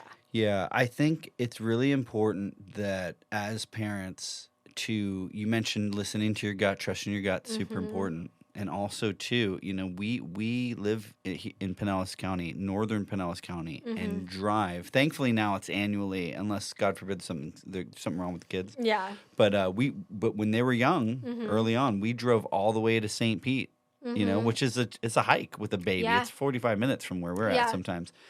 Just because we found a pediatrician that didn't tell us what we wanted to hear, but told us was listen to us and explain things in a way that was understandable. Yep. He was open to opposition. Low pressure.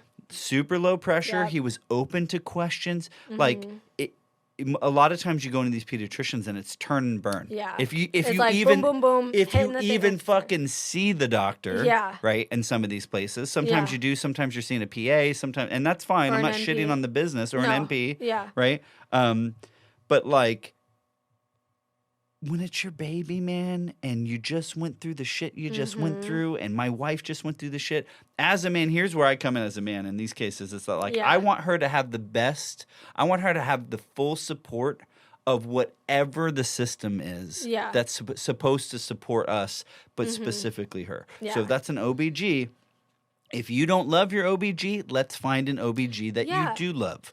If we Yeah. don't love this pediatrician or she rubbed you wrong or whatever, no worries. Let's find one you did. And thankfully we did. He's in Yeah. South St. Pete. Dude, he's not South St. Pete. I'm sorry. He's just in St. Pete. Yeah. But dude, he's awesome. Noah just turned 7 in June. Pam was working. I took both the kids. I went for his annual, because he turned 7.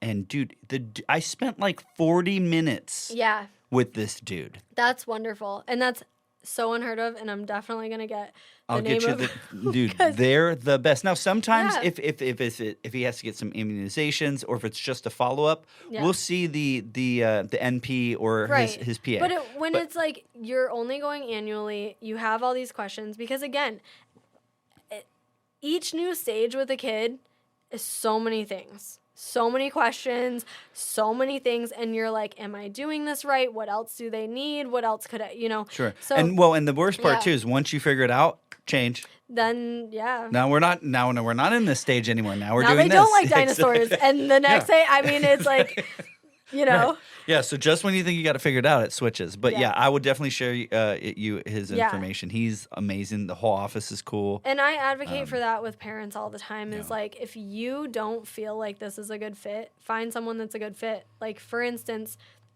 with my daughter, she was having some things. So she was in the NICU for 10 days when she was born, which is amazing because they told us she was going to be there for months. Just like they told you were going to be something for months. Yeah. Looks like you don't know everything. Anyway, sorry, go ahead. So after 10 days, they told us, come get your baby. I'm like, what? So we go get her. We bring her home. We do the whole freaking out in the middle of the night thing because shit's not working, all the emotion, right? Right? It's all the all things. The emotions. Yep. So completely natural. we go on living for 3 weeks. Things are getting better, and then I notice that she's having blood in her diapers. Oh, okay. And so I start freaking out. I work in this community, so I'm like, is it a milk protein allergy? Is it something just like a dairy irritation? Something like that? Because she's poopy. It's poop. Because it's poop. Okay. But like when you have a baby, I've never worried so much about someone else's poop in my entire life. Yeah. But you like make sure it's this consistency. She's always knocking on the door. When are you going to come out? When are you come out? It's like, I'm in here. I'm sorry, go ahead. But, so yes, her poop had blood in it, and we took her to her pediatrician, which we had taken her to for a couple of visits at that point, because I think you go like the day after you bring them home, and then 2 weeks, and then 2 weeks after that. Yeah. So we were taking her for that third visit, and I tell the doctor, I brought the diaper with me, and I'm like, I'm concerned. This seems like not normal, and it seems like a lot of blood in my opinion. He was like, no, it's a dairy allergy. It's a milk protein allergy. Just cut out dairy. But because my daughter was born premature, she was underweight, so we were supplementing with formula. Yeah. To get her calories in, but it was a milk-based formula. So I asked him, do I need to do something with the formula because that's dairy? He's like, no, just you cut out dairy. I was like, that doesn't really make sense. That doesn't make sense. I'm like, so I'm still going to be giving her dairy in every bottle, but I'm not going to drink dairy or eat dairy. Yeah, that sounds like horse shit. The math wasn't mathing. Yeah. And my husband, bless his heart, he was like, that doesn't seem right. And I'm like, you're right, Steve. It doesn't seem right. So I'm glad we're aligned. I know. I'm glad we're on the same page. It's important to align with your spouse. Be on the same page. Align with your spouse. So I look at him and I'm like, what do we do? And he's like, I think we get a second opinion. And I'm like, good. Thank you. Because my brain wasn't working. All I'm like is like, do I cut out dairy? What am I doing with the formula? When do we start this? What am I doing? Brand new baby, just got out of the NICU. Your body's going, you're going through all the shit. My stuff was busted open, so whatever. So it was a whole thing. I'm like, stuff. well, I have surgery tomorrow, so do I just start this tomorrow or what do I do? So the doctor, my husband, bless his heart, he's like, let's get a second opinion. So we take her to a different pediatrician. Different pediatrician's like, you're right. I don't think this is normal. Let's keep an eye on it. Keep me posted. Well, that night, it was not good. It got worse. It got worse. Sure. I sent her a picture at 5 o'clock. I sent a doctor a picture at 5 o'clock on the portal, totally expecting, I'm not going to hear anything for probably a 5 couple or days. 5A? 5 p.m. Okay. Send her a picture at 5 p.m. Immediately, she messages me back. She says, I want you to call my cell phone number. Gives me her cell phone number. Call her.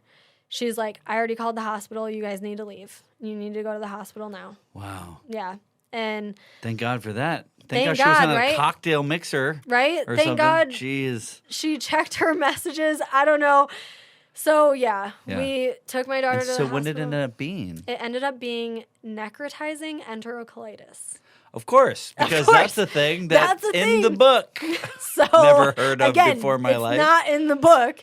Sounds like a disease you'd get in like the I was backpacking I was in the Amazon. Drank this water. It was bad. And you got this. What's the word again? Necrotizing enterocolitis. It's called NEC for short. Is like eating. Yeah, so it's a bowel eating disease. My daughter's bowel was eating itself. And she's how old? She was 3 weeks old. Jesus.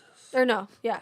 No, she was a month old at this time. Okay, but still, okay, 1 extra week. 1 extra week. She'll be fine. No, it's fine. Crazy, dude. Yeah, so imagine if we wouldn't have followed that gut feeling, if we would have just not done anything, waited it out, cut out dairy partially, not really, and still done this whole thing. Yeah, he almost, was it a guy or girl pediatrician, the first one? Male. Okay. Yeah, he almost denied you cream in your coffee. Mm-hmm. The son of a bitch. Well, so I ended up still having to be dairy free. It's the funny part.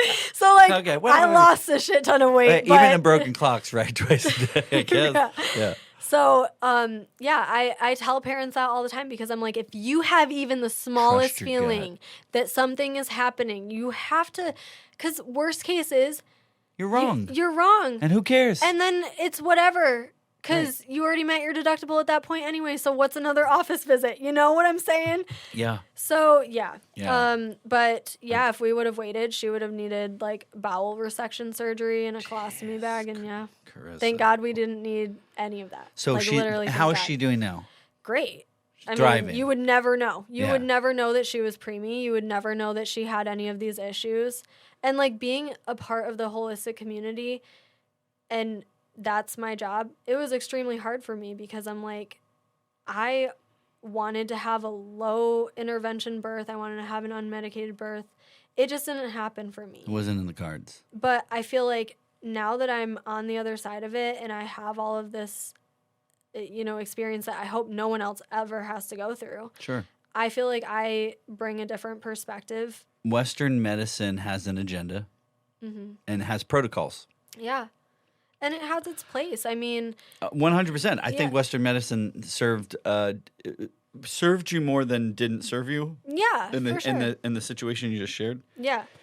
Yeah. But at the same time, going back to the point, it's okay to ask questions and to respectfully challenge, whether it's medically or educationally or societal.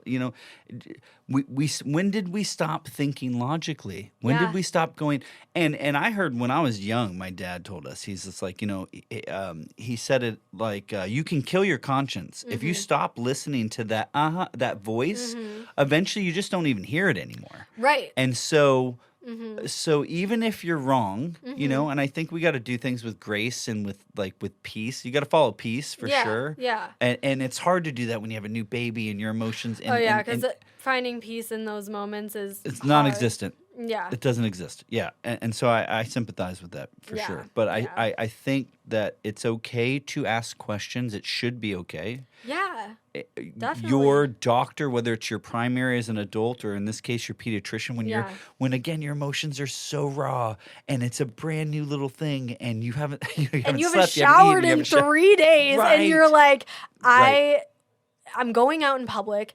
I look like a mess. I feel like a mess. I'm in charge of this whole other person. Somebody put me in charge of this. Yeah. I think you should be allowed. I think that bedside manner for these doctors, even if they've been doing it for 50 years, 20 years, 30 years, or if they're brand new, I think that there's a human experience element to this. Yes. And that's what I like about what you do is that everything I hear about Haven is human. What is that human experience? What's that mom experience? Yeah. What's that baby experience? And I think that that's huge. It's huge. In a world of no experiences, because we're all living on, we're all these fucking things. Yeah, we're all keyboard warriors. We don't know how to do this. No. And we're losing that experience with like humans. Yeah. And losing that experience with ourselves and that connection with ourselves. So I dig what you're saying, dude. I think it's rad. And I really do. I think that like Haven is an experience. And when I brainstormed my practice before it was even set in motion, that's what I wanted is like from the second that you set up the appointment or you interact with me to getting to my office, to having your first appointment, all the way through whatever your goals are, that the whole thing is a personalized human experience. A positive experience. And a positive experience. Sure. And, I think that having someone that listens to you, that doesn't fit you into boxes, it's so important. Takes the time. Yeah. Is invested. Good for you. Yeah. I dig it. What's been the hardest part about marketing Haven? So many things. I feel like Okay, well, hit a couple. What are the biggest things? The biggest things I think are, I don't know, I do get a little bit of imposter syndrome sometimes of like, how am I qualified to do all of this and like live out this dream and all of these things. So I think maybe some self-doubt creeps in. Sure. But I think, too, there are so many other great chiropractors that are in surrounding areas. And like you said, I mean, I don't know anyone that can live in the Tampa area and not drive far to go to anything. So it's like, Yeah, we're about 15 to 25 minutes from anything. From anything. So it's like, if you really value a practitioner, you're going to drive to see them. Sure. So proximity isn't necessarily always gonna gain you people. Sure. You know? And I think that was the hard part, because I saw a disparity in the community that I lived in, and I was like, oh, my practice would be perfect here. And then as soon as I opened, 2 more other chiropractors that are doing the same thing popped up, and you know, our marketing tactics were very similar. So sure. It was really a struggle of, how do I set myself apart? What am I doing differently? Are people gonna pick up on this and value this? Will people understand that I'm a mom trying to balance work, life, momhood, sure. and that I'm just trying to do a career that I love and be there for my daughter and be a good wife and be a good friend, and, you know, have that balance. Yeah, it's tough. It's tough. It's tough. I think, I mean, you said a couple of things there that were kind of, all of it was interesting, but a couple of things that stood out to me. One in particular is that, you know, Karissa, I think that competition's healthy. Mm-hmm. Differentiating yourself from those, the word competitor is weird, but, you know, they're competitors, so just call it what it is. Mm-hmm. It's the name of the game. Yeah. And I think that one thing that when we were talking, you said, well, hey, listen, my priorities are, you know, I have my daughter. Yeah. My personal life is this, and that's my priority, and so I'm going to make work for this. I loved hearing that. Yeah. Because it was kind of a breath of fresh air for me, because a lot of clients probably feel that way, but no one's ever said it. Yeah. And then it changed. It changed kind of like my approach to you, right? Yeah. Like as a client, I was like, oh, okay, shit. Like I'm trying to like, hey, let's do this, and this, and all these things made sense. And you're like, whoa, from a goal standpoint, sure, but also like from a priority, because goals and priorities are 2 different things. Yeah. And so from like a priority standpoint, you know, so, I mean, just like a little bit of background to hit on that. And, you know, I try to be transparent about my personal life, too, with people in my circle, but with my patients, too. And, like, so everything that I went through, I can't have more children. So Harper is our one and only. So that's why it's such a priority to me. Like, yeah, it might be, why do you have to go to her swim class every Monday, Wednesday throughout the week? But it's like, I'm never going to get to do this again. And so I'm not willing to miss out on those things. Yes, I want to grow my business. Yes, I want to be fully invested, but that's fleeting, you know? Yeah, 100%. Yeah. So holy shit. Yeah. So I did not know that. Mm-hmm. So thank you for sharing that. You're welcome. I mean, also, too, no, perspective. No, that matters. Yeah. And here's the thing. I think that, look, when you own your own business, man, there's no wrong way to do it. No, and the thing is, that's why everyone goes on to own their own business, is because they want the flexibility. They want to be able to do what they want when they want to do it. And it just so happens that what I want to do is go to my daughter's swim class twice a week. So, you know. Yeah, so if I'm closed a couple days a week, it is what it is. Yeah. I think, you know what it is? I've had a perception shift in this moment. I think it's like, it's exclusivity. Yes. Because that's marketing. It's not what it is, it's what you say it is, right? And so it sounds like you have really limited availability. Yeah. Because you're exclusive. I'm exclusive, but the thing is, like, for the people that have walked through my doors, my hours have never been a problem.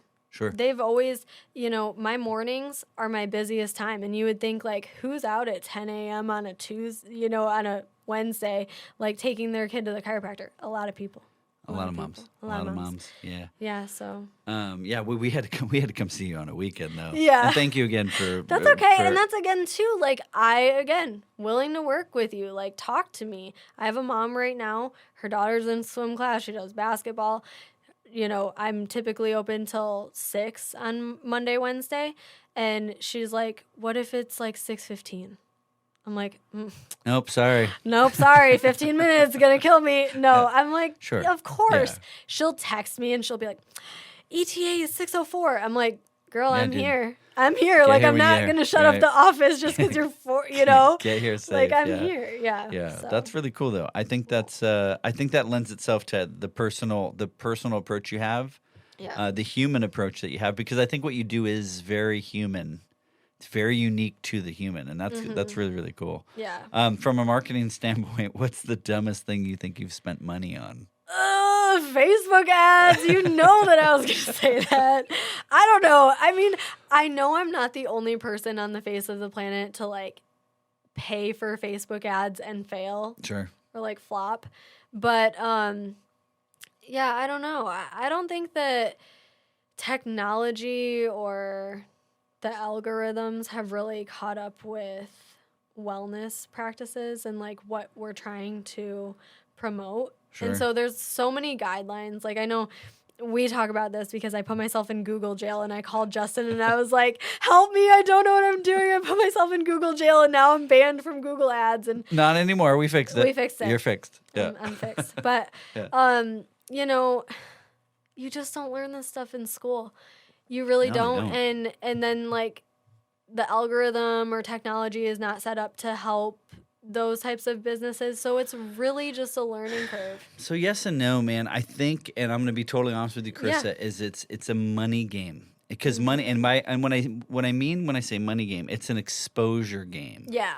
The more money you spend on the right things, on the Yeah. right kind of marketing, the right kind of messaging, is going to get you that engagement, right? Yeah. And it requires, the reason why I say it's a money game is it requires testing. You're in such a unique category, right? That you would need to spend A lot of money. well, a lot of money's relative, but I think you would need to invest in a Yeah. marketing plan and a strategy that's going to kind of get you there, right? And it's going to Yeah. take some time, Yeah. especially when you mention like you have competitors popping up and you're in a relatively new booming town, et cetera, et Yeah. cetera.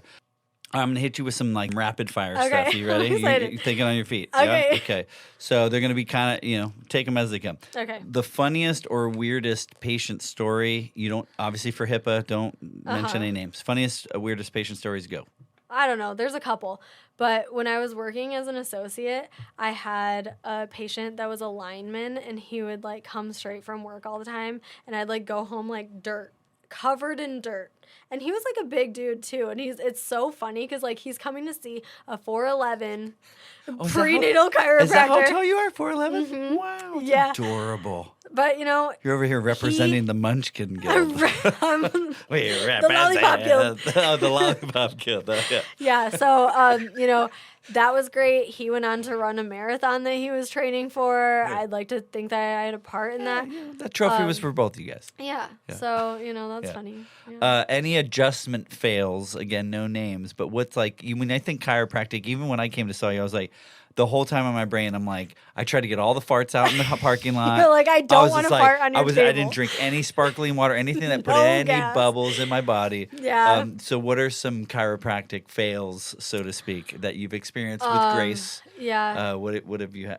I've only ever had one patient fart on my table, and it was an older woman, and we just didn't talk about it. So we kind of pretended it didn't happen. Because I'm like, I'm not going to bring it up. I know she's not going to say anything. It's fine. Whatever. You don't just go, whoops, there that is, because it feels like it's going to happen. I mean, I just kind of like, well, I don't know. I think I froze it. I just like kept doing what I was doing. I don't know. Yeah. What do people always get wrong about chiropractors? I think that they always get wrong that it's painful. It's not painful. It feels good. And it might be, you might be a little bit sore or it might feel a little bit uncomfortable, but, I at least I'm a gentle chiropractor. So like, I'm not there to hurt you. I'm not there to like push through the pain. Right. Yeah. Yeah, we touched on this earlier. I want to touch on it now. So a big trend because of ASMR and then also the industry of chiropractic. There's a lot of like clip the mic to the dude's back and get the crack and get the sound. And I then, get it. And then It's put the clickbait. Velcro choke rip. So what is this all about? It's about views. It's a marketing strategy. That's exactly what it is. It's just about content. It's about content because, if you are into ASMR and whatever, you're going to watch that stuff because it does something to your brain. Because you're a a crazy dopamine freak, hit. you crazy freaks. Because, I don't know anyone that But can is watch it that and be like, medicine? well, that isn't cool, No, but is it but they're performing a service. Is there Yeah. any validity to this service, like the neck Definitely. thing? What are they doing, or Well, what are they trying to do with that? So, when I was in chiropractic school, that move was called the ring dinger, and I don't perform that. Why don't you perform that? Because one, it takes a They're very babies. skilled, well, yeah, they're children. No, it takes a very skilled chiropractor to do that, and I don't feel confident doing it, so I'm not going to do it because then But I what are know patients will feel my Sure. lack of confidence. Jacked them up. But what is it even? What is basically, the solve? What are they doing? You're gapping joints. So when you gap joints, that nitrous gas escapes. Basically, you're trying to get the most amount of cracks with the least amount of effort. But basically what it's doing is it's decompressing your spine. So like in the world we live in, we have gravity pulling down on us every day. We sit in chairs. We have this forward neck posture. So it's just like pounds of pressure on our spine. And what it's trying to do is relieve some of that pressure. And so there is validity to it. It is decompressing your spine. It's taking some of that pressure away. But like there's so much that goes into it. You have to like relax your tongue. Don't clench your teeth because they are pulling up. The Y strap, we're not taught to use that. At least the chiropractic school I went to, we weren't taught to use that. So I would never be like, oh, I'm going to buy this thing, use it in practice, even though I never learned how to use it. No. So that's. Well, and that's the other question. How do you train for that? How many people did you hurt before you got it right? Right. Or Shady, dude. You have to really Shady. You have to really kind of like feel your patients out, because if you have someone that's on your table that has even like the least amount of anxiety, if they clench up in that moment, it's going to hurt them. I mean, and I have my techniques and my secrets of like how to get people to relax for an adjustment. Because yeah, if they're guarding, I'm not going to push through that. And I tell people straight up, I do manual hands-on adjustments, but if your muscles are fighting me, I'm not going to push through it because it's not going to feel good for you and it's not good for me. Right. So I tell them lose, yeah. I might use my that spring-loaded adjusting tool I have. I might do some, soft tissue or something like that just to distract your brain. And once your body feels more comfortable being around me and like letting me touch you, then maybe we can try that. Do you find that a lot, that people don't like you touching them? No. Yeah. I have people that straight up come to me and they're like, I'm afraid for you to crack my neck. And I'm like, that's okay. We don't have to crack your, I don't really say that, but we don't have to adjust your neck today. I can use my clicker. I can use different techniques. If you want to work up to a manual adjustment, just let me know. And they're like, no, that's okay. Like, just talk me through it. And I do, and everything's cool. And then they leave and they feel good. Yeah. I don't know. They feel great. Yeah. I think a lot of people think that chiropractors are just for back pain or neck pain or whatever, but it's more than that. It's more than that. I feel like just like you would go to Pilates because you want to experience a challenging workout that's low impact. It's just building something into your routine that's going to support your goals and help you move better and help you feel better. Like I have a gentleman that comes to me, and it's so funny because he's like, I don't know, maybe mid-30s. And he just wants to keep working out at the gym. So he comes and sees me. And I'm like, that's exactly it. You want to stay active. You want to prevent injury. You should be going to the chiropractor. So, yeah. What's a reason for somebody not to come see you? Like, don't come see me if... Don't come see me if you are having the worst headache of your life, if you are having visual disturbances, if you are having paralysis, if you... Where should you go instead? Go to the emergency room. Do not pass go. Do not collect $200. Yeah. Go to the emergency room. And I think that that's like such a huge... That maybe that's one of my pet peeves too, is like People Magazine published this article recently about this mom who went and saw a chiropractor and was paralyzed. And, you know. That's not good for business. No. But there are so many of those stories out there. But what people don't talk, or she had a vertebral artery dissection. Which means? Like a stroke. Oh, okay. And that was caused by the chiropractor? So this is what my school of thought is and what I will tell people till I'm blue in the face. She probably had some symptomology. She went to see a chiropractor. That chiropractor did not do a head-to-toe assessment. They did not rule out red flags, possibly. I don't know. I don't know this person. We're just taking guesses. Skeptical. Yeah. But, and he adjusted her because she maybe told him, oh, I'm just having a headache, you know, whatever. And then that happened. But what people don't talk about is that statistically, you're more likely to have a vertebral artery dissection from keeping your hair in a shampoo bowl at the hairdresser than going to a chiropractor. People don't, it's all statistics. You're right. That's not a thing I've ever heard before. It's No. not commonly said. It's not commonly said.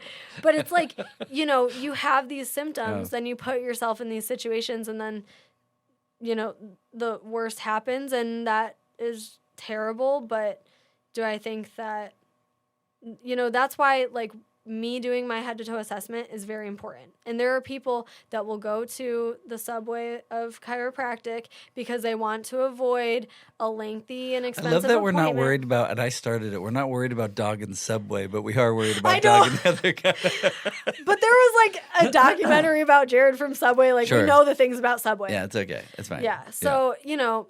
So the mini mall chiropractic is who we're talking about. The mini mall chiropractic has its place. If you are a healthy young individual and you just want to, You need a quickie. you just need a quick. Because they're quick in there. Oh yeah. They knock it out in like an hour, I guess, or whatever. But I'm saying, like, 30 if minutes. you're stumbling, having the worst headache of your life, all those things, just go to the ER.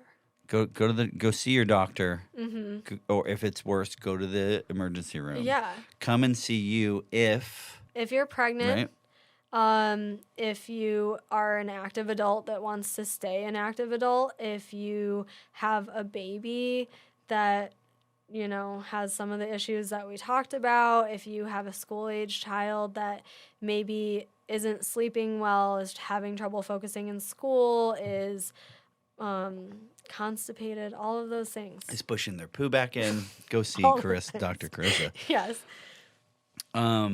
You serving so your service area is where? People come and see you from all over, I guess. From all over. And that's what I think the great thing is that if they trust you, I drive all over Florida for various reasons. Sure. So I tell people, you know, yes, it might be an investment of time and money, but it's worth it.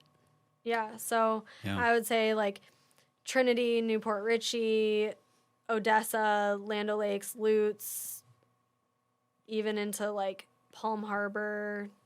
Yeah. That's where. Hey, I'm a Palm Harbor. I know. I'm not just a friend. I am a patient one time.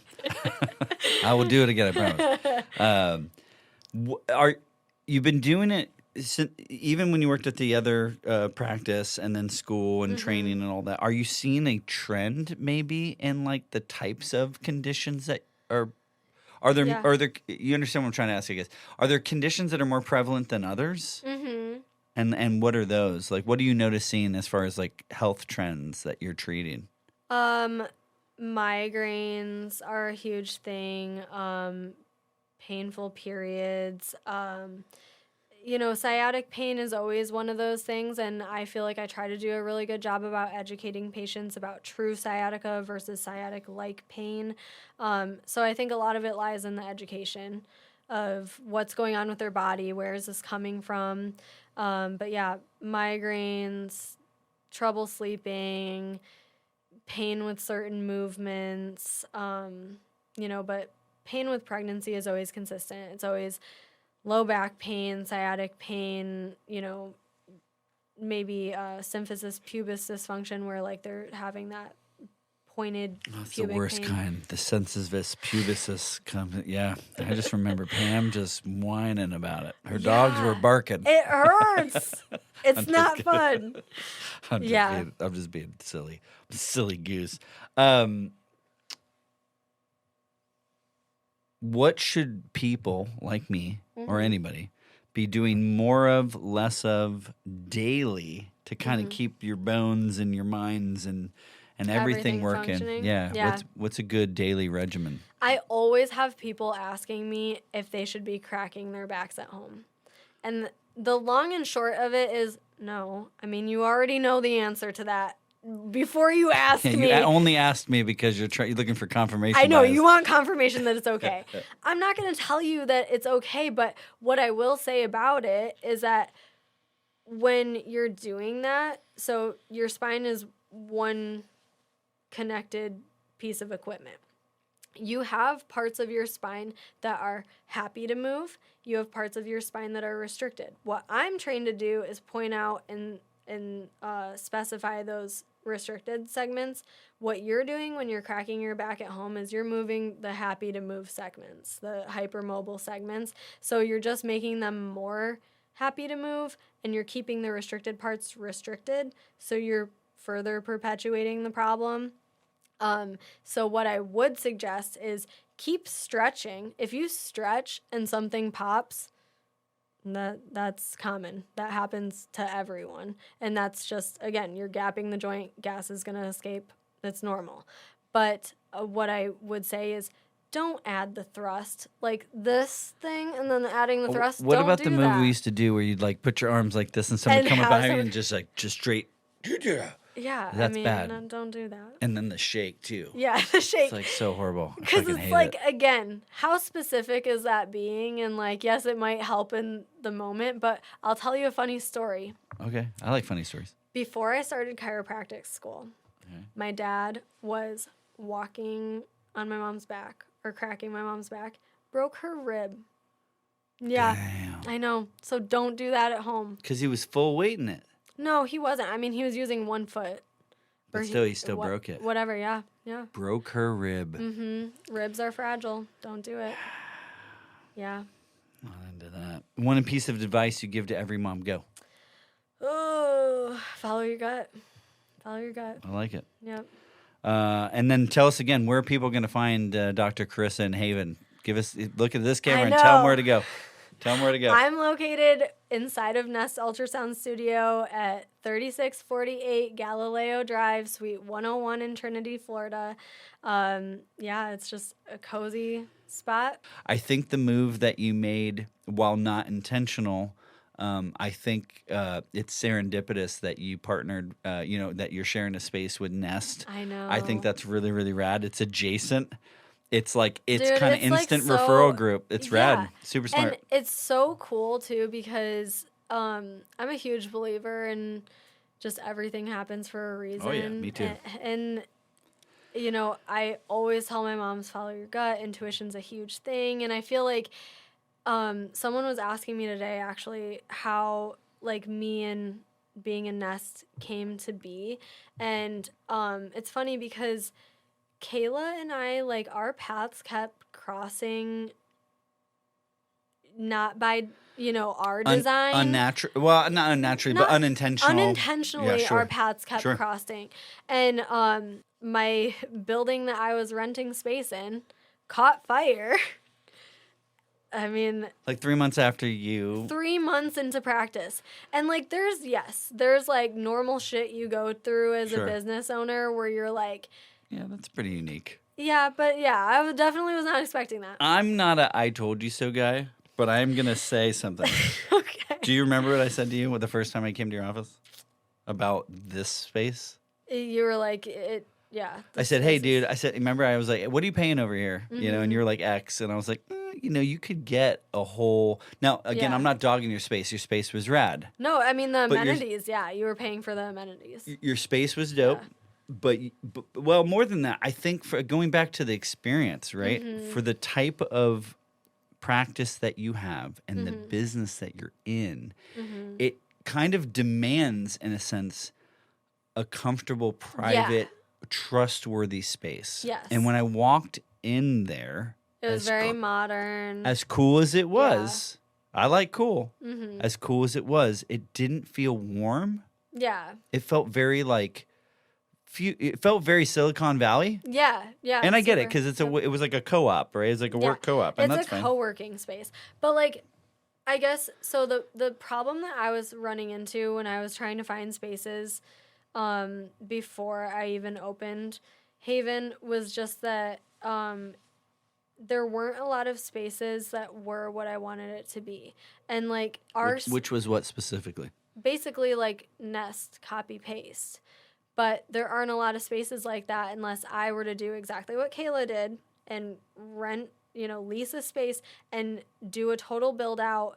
And I mean, I just didn't have the time or the resources for that. Sure. So I was trying to find a room to rent. I just needed a room. And I looked at a lot of spaces, but they were very much like towards that weird chiropractor stereotype of like it's a dark room, no windows, Sure. weird, gross, like weird carpet next to a vape store. Yeah, and I'm like, there was actually a space that was in like a I won't even say it, but Sounds like a bails bondsman. it just was bad. There were no good spaces unless I wanted to do a complete and total build out. Yeah, giant leap of faith. Yeah, and I had worked as an associate in a building where there were other like birth network providers, like a mental health counselor, a lactation consultant, pelvic floor. So that's really what I wanted to be in, but there was nothing like that up where I was looking. So I thought, okay, I'm going to rent a room in a space where there are a lot of amenities. I don't have to pay for cleaning, printing, anything like that. I'm just renting a room. Sure. And it worked for what it worked for. I think it was like an intro to being a grown up. Yeah. Dabbling in business ownership. I will say this, welcome home, because I Thank you. think that this area is great Oh, for it's what you're great. doing. I don't know the details of you and Nest and how long that'll last. Hopefully it lasts as long as it needs to. But the Maybe great even thing, forever. But the great thing is that I feel like Kayla is no bullshit. She's rad. Yeah, she's great. Like Super rad. there's no passive aggressiveness or like tiptoeing. Like she's very honest. I'm very honest. We communicate with each other. She's very kind. She's very open. It's been such a blessing in my life. And I feel like, not to toot my own horn, but like we can talk to each other throughout the day now. Like she's not having to pay as much for her space. Like It's a win-win. It's definitely a win-win. And two, I think it's so important because a lot of the providers that I refer to are in Trinity. Sure. So that's crazy. Like it was almost Welcome home. Yeah. Yeah, you're supposed to be here. Yeah. Even me, man. So when my older brother was like, hey, do you want an office space for your market? And I was like, I'm working from home. I don't want to pay for an office space. He's like, dude, I got an empty room. I was like, can I build a studio? He's like, yeah. I was like, okay. Yeah. Sometimes things just happen, man. And that same voice, that same intuition, I think if we as a culture respectively like said yes more than we say no, and then let the anxiety and fear kind of drive versus like the possibility and the optimism kind of take the wheel. Really incredible things happen in that space. And so congratulations. Thank you. It's very cool. I'm glad you're here. Super cool. I'm super excited to be here. Yeah, if people want to book a consultation, like give me the .com, give me everything. Yeah. Tell them right there. Go straight to havenchiroandwellness.com. You can set up your appointment there. If you want to text or call the office, you can text or call 813-686-6633, and you get me. I'll help you book. It's just Karissa. It's just me. Yeah, listen, I imagine, I'm saying this as I'm using that gut feeling. I imagine being a mom is hard enough and your body doesn't need to be as hard. Yeah, as that's being what I try to tell everyone. Don't struggle on your own. You do not have to be miserable for 3 weeks and try all the hacks that you've seen on Instagram before finally coming to me. Just come to me. Yeah. I love it. I have one last thing. I just want to go a little bit deeper into it because when I was reading into it, and we touched on this a little bit, but post-traumatic stress disorder, right? Postpartum post-traumatic stress disorder. So it's PTSD. Yeah.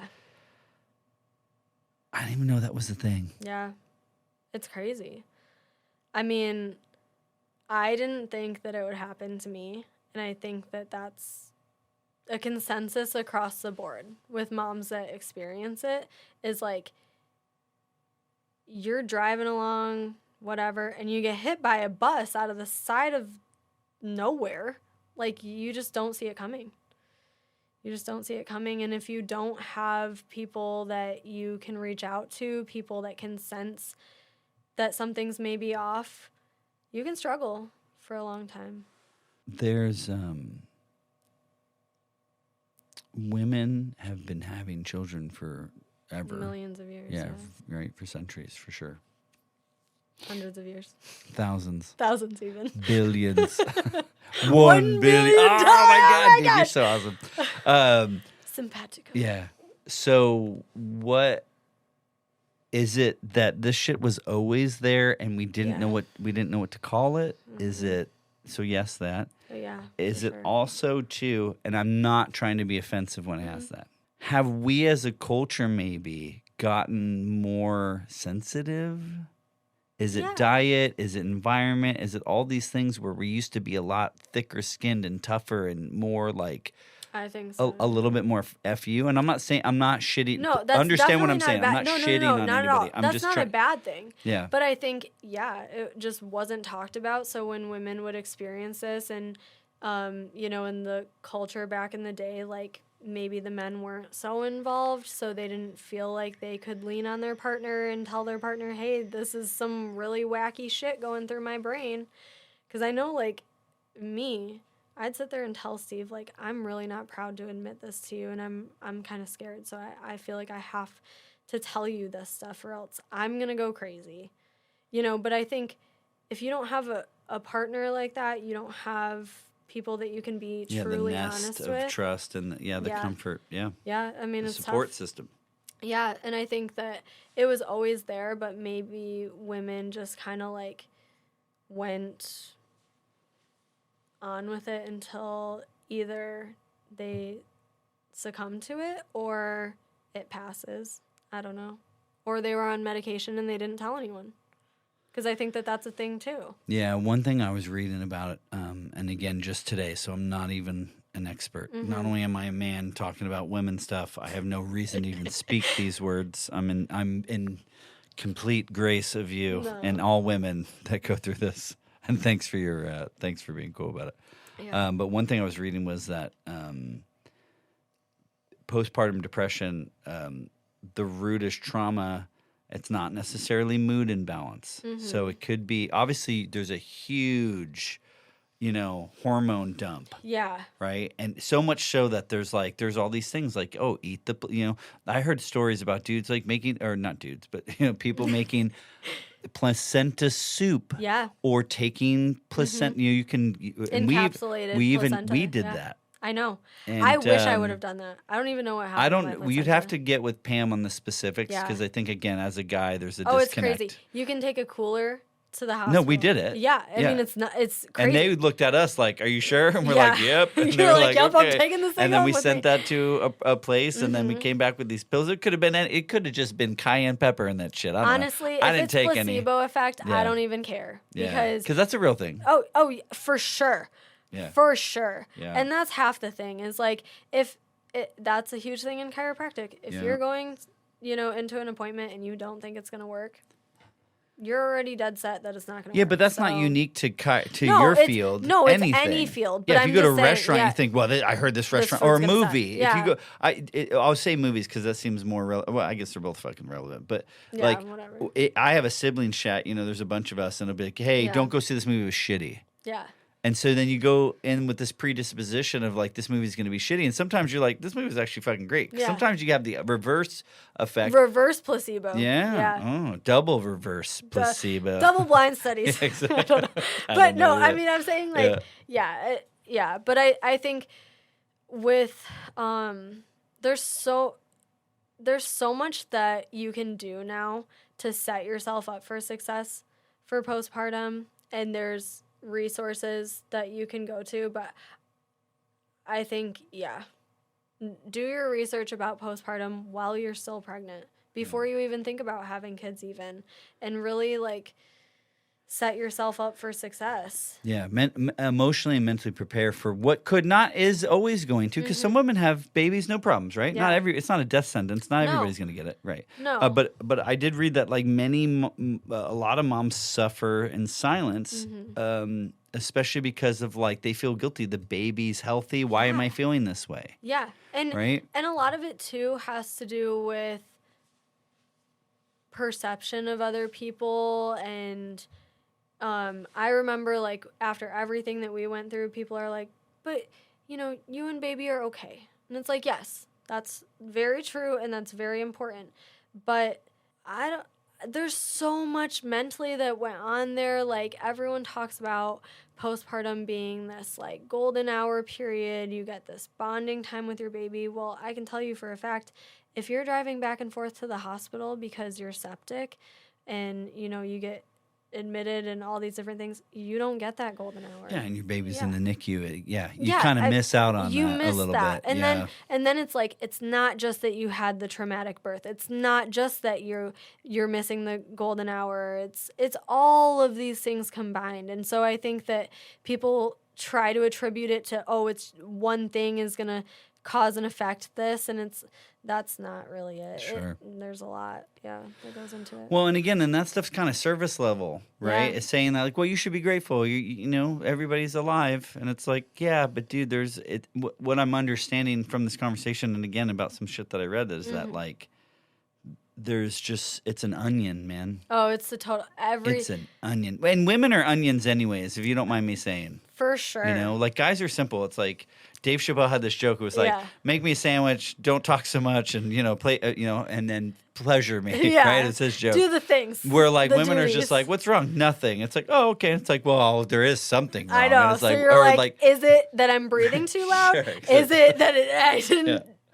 my laundry sitting on the floor in the bathroom? Exactly. Like, what is it? What is it? And it's Yeah. like, and it could be anything. Could be all of And them. that's Could be nothing. Yeah, and that's the mystery.